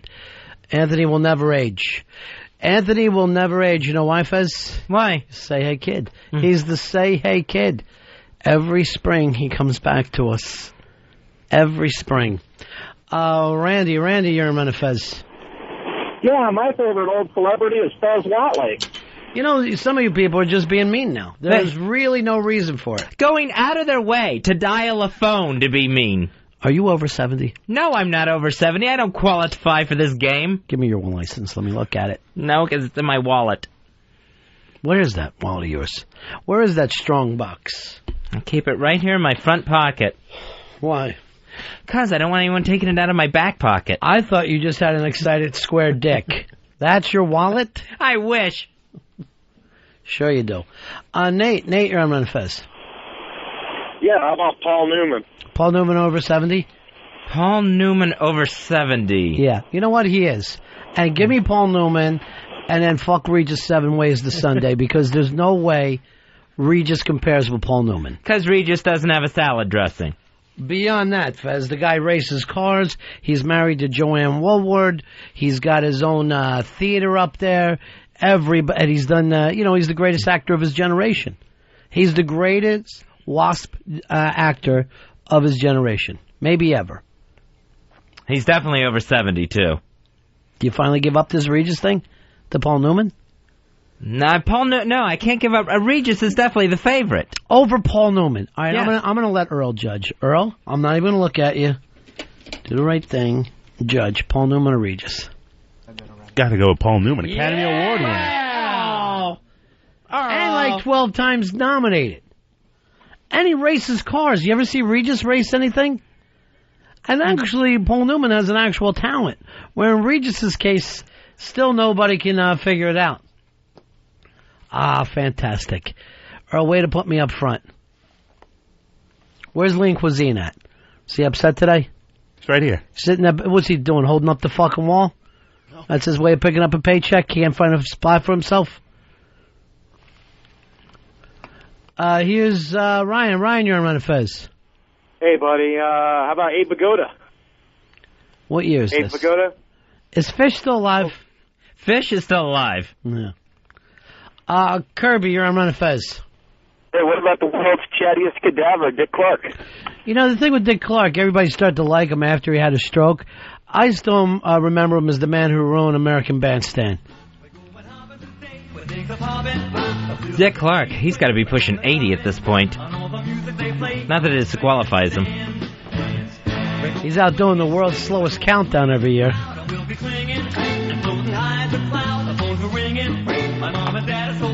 Here's Joe. Joe, you're on Ron and Fez. Hey, Robin Leach. All right, I don't know how you got through, Joe, but this is a serious conversation that I'm having with Fez right now. Earl broke the thing. Oddly enough, went against Fez for the first time ever. Picked my side. I appreciate it, Earl. I appreciate you picking Paul Newman. No problem, Ron. You know what? Maybe this should be a dinner for two tonight. A chance for me and you to sit down. Well, I feel bad about Lean Cuisine not going. Well, that doesn't mean I should have to sit here with him and have TV dinners. Now, I heard HTG is taking his girlfriend Casey out tonight, though. Those two girls getting together. Maybe you could swing by and have something to eat on with them tonight. That wouldn't be bad. You want the night off from the Free FM show? No. Try to give yourself a comeback? Absolutely not. Take a little time off. I feel good today. Get together with the girlfriend. See if that wouldn't be easier for you. No, I don't want to take tonight off at all. You sure? I'm a fighter. I'm that's one of the problems. You're a fighter. This is a fucking, radio show. I'm a fighter and a lover, but I am a fighter. Not last night you weren't. You were just a layer downer. Al, you're on Ron and Fez. Hey, Ron, I was going to say you can't go wrong with B.B. King as your old celebrity. I'll tell you, I called him the Black Buddha when Fez and I met him down there in D.C. at XM. There's a fucking picture somewhere. We're just smiling like little kids in front of Black Santa. We just got the biggest kick out of B.B. King. B.B. King or Regis, Fez? I'm sticking with Regis. You're just trying to win your point. Let me go over to Dave. Dave? Regis. Hold on, because I forgot to tell you, dinner's on the line. Who are you picking, Regis, B.B. King, or Paul Newman? Paul Newman. Wow. That's a shocker. 3 against 1, and then B.B. King gets shut out. I don't really like lean cuisine that much. I thought, the dinner might be nice thing. Nice, all 4 of us going out. We want to have the permanent members of the team. We don't know if you're going back to South Carolina. Fix me up over here, because I went dark. But, all right, here we go. Fezzy, we never get him on this show, on the XM show. It's the Blowhard. Hello, Blowhard. Hello, gentlemen. Well, let's see. What excites you about the elderly, Blowhard? What? I'm not a big fan of the elderly, to be honest. Usually old people hate me. I don't know what it is. It's something about me. I thought that you were going to end up picking John Manelli. Is he elderly? I thought he was so young and handsome, that man. I'm going with Don Zimmer. Think about this. He knows the players of today's game. Yeah. He knows the players. He can say the greatest stories about the old days of baseball. Plus, the guy loves the racetrack. Can you find a better old guy to sit down and hang out with? I like old guys who go to the track, too. I got to agree to that. And Regis can't bet. Tell you, he saw every great player, this guy, and he's feisty. He probably has a few belts of a couple of Boilermakers. Did Zimmer play with Jackie Robinson? Does he go back that far? Yeah, I believe he did. He was an old Dodger, right? Yeah, and he was even on the expansion Mets. But Don Zimmer... The 62 team? Yeah, he was one of the original Mets in 62. He was part of the expansion draft. Who was their all-star that year? Was it Frank Thomas or was it... No, my friend. Richie Ashburn. Oh, Richie Ashburn. That's right, another one who went. And by the way, speaking of Steve Carlton, yeah. Did you know the Phillies only won 59 games that year? I'm going to tell you fucking something. I almost went crazy today with this goddamn kid trying to run down Steve Carlton to me. We haven't gotten back to it yet. And up to right now, he's eating lean cuisine and starting going out with us tonight. Not only that, Steve Carlton had over 300 strikeouts, and his ERA was like 1.90 something. It was the greatest feat in the history of sports. Yeah, and yet, first of all, I got Earl and Fez blaspheming Jesus, and then I got this kid over here, and he's blaspheming lefty. It just drives me crazy sometimes. It's amazing, because even back in 71, when the Phillies won 67 games, Carlton won 20 games. But again, you know what? Here's the thing. They don't care about Hall of Famers nowadays. Unless the guy happened to be wearing pinstripes, they don't care about him at all. Well, hey, I like the Yankees, but I admire the game, and I love any aspect of it. That's why I respect you. Yankees. Yeah, and the fact that when your team wins 59 games and you win 27... It's just something that you'll never see. You will never see it again. You can't even sit around and even contemplate it. Yeah, he is the ultimate lefty, that's for sure. You can't, I mean, the fact that these kids today don't appreciate the history of the game. Well, here's the thing. Anybody that denigrate Steve Carlton is insane. Earl doesn't like white players. That's a problem for him and Spike Lee. Huh? And let's face it, Jersey over here doesn't know the game at all. Oh, by the way, Steve Carlton, 30 complete games that year. Wow, phenomenal. Phenomenal. You hardly see anybody come close to 15 to 20 games nowadays. Well, this guy was pitching his heart out. These guys aren't even going to have... A lot of these pitchers now, they won't have 30 lifetime complete games. Exactly. The complete game is a dinosaur. So this guy was like... That 72 season was magical and probably one of the best seasons by any pitcher in history. Blowhard, you bring so much joy to the show. Thanks so much for calling in. Finally, some wisdom that we could all sit around and learn from. I appreciate it. Have a great lunch and make sure Earl gets you the 3 or 4 desserts that you deserve. God bless you, Gary. 866 Ron Zero Fez. 866 Ron Zero Fez. Donald, you're on Fez. Hey, you were talking about the older celebrities. Burt Reynolds, if we were picking old gay guys, I would pick Burt Reynolds. But okay. Now, you got to tell me the truth. You going to compare Burt Reynolds to a Paul Newman? No, you can't. Thank you. No, you're right. You know what? You might come over for a nap. Okay. You might stop by for an app and then leave. That's all I want. Where's Casey going for dinner tonight? I don't know. She's staying over your house again? I know she was planning to, yeah, I think so. She was planning to have lunch with Solera. Do you got, do you have a secondary type of pajamas? Or are you going to do the same thing again tonight?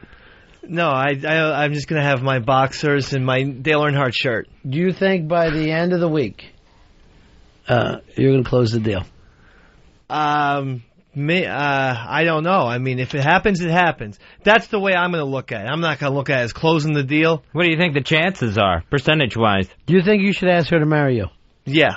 Really? Do you love her that much? No, I mean, I don't want to rush the gun. Can I tell you something? What I wanted to say. I know this guy. How long have I known you? 3 months?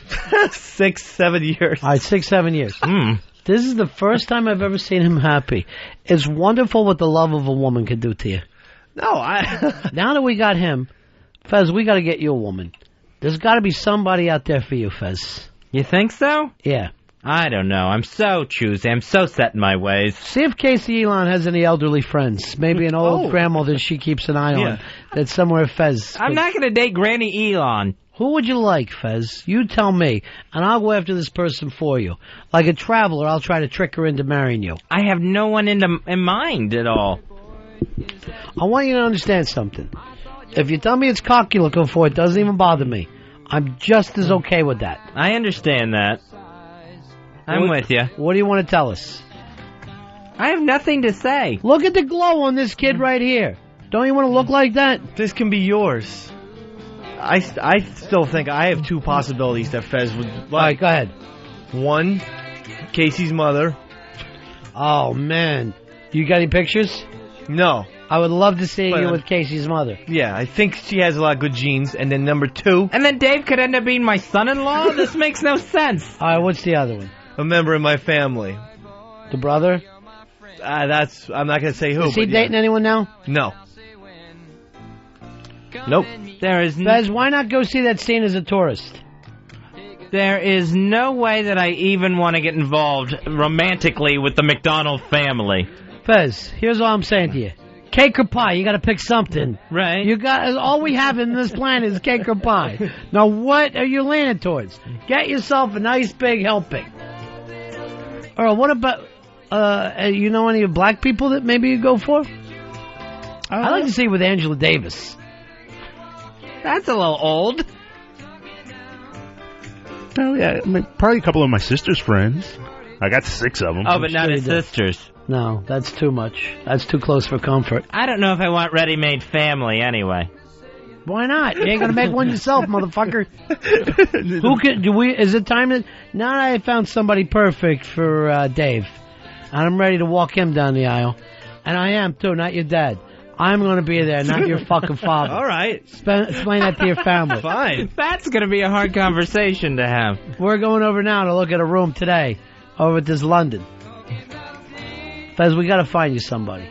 And not an imaginary fake girlfriend to get off our trail. You need to go on a date. Oh, I think I'm just fine, Ronnie. You got a J date. And by that, I don't mean jerk-off date, which you've been doing every other time. You really don't want to date somebody? No, I don't see myself doing that. I don't have the... What's the word? Lust? Yeah, the need to do that. You think you don't, but things change when you're under that rainbow. You don't fantasize about it? Finding that special person? No, I really don't.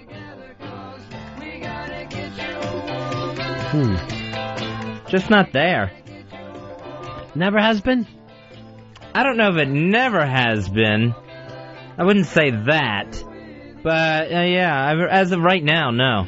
Is it because you didn't get one certain person? Do you feel like that one certain person who's out there is already with somebody else? Is that what's having you do this? No, I don't think it's like a broken heart deal, where I feel like I'll never love again. It's just not up on a priority. All right, right now I'm thinking Casey's mom.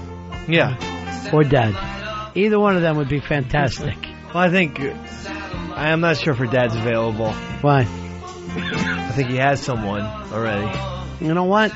Let me worry about that. Okay? All right. Why doesn't her mom have somebody? Well, maybe she does. We can get into a long discussion, but If the mom must be hot to give birth to a Casey. Yeah.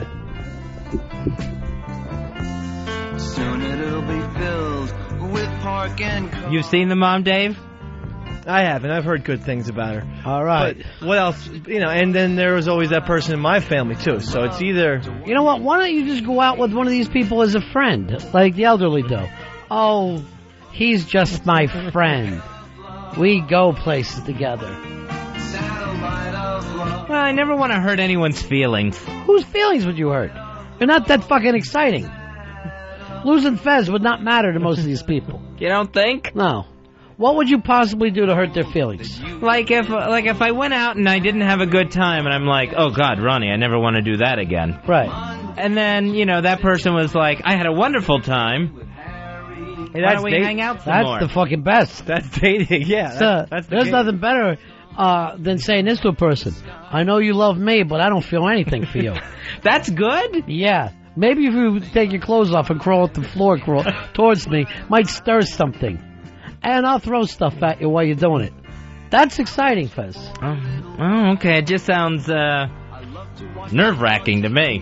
What about sleeves? Is that somebody you're interested in? Sleeves is a little old for me. I'm sorry I didn't say him instead of Regis. I don't know.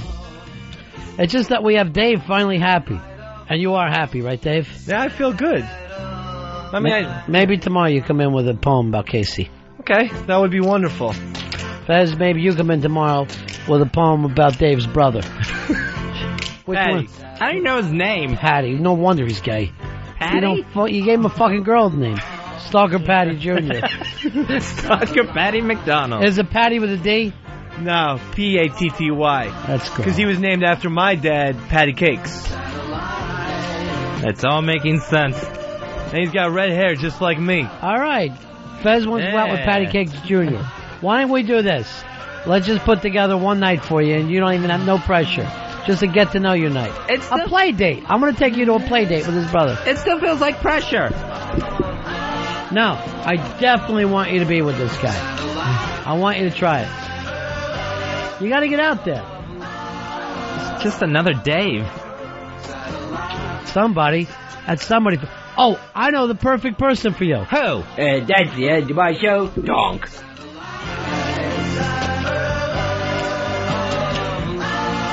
It's the Ron and Fez Show on XM 202.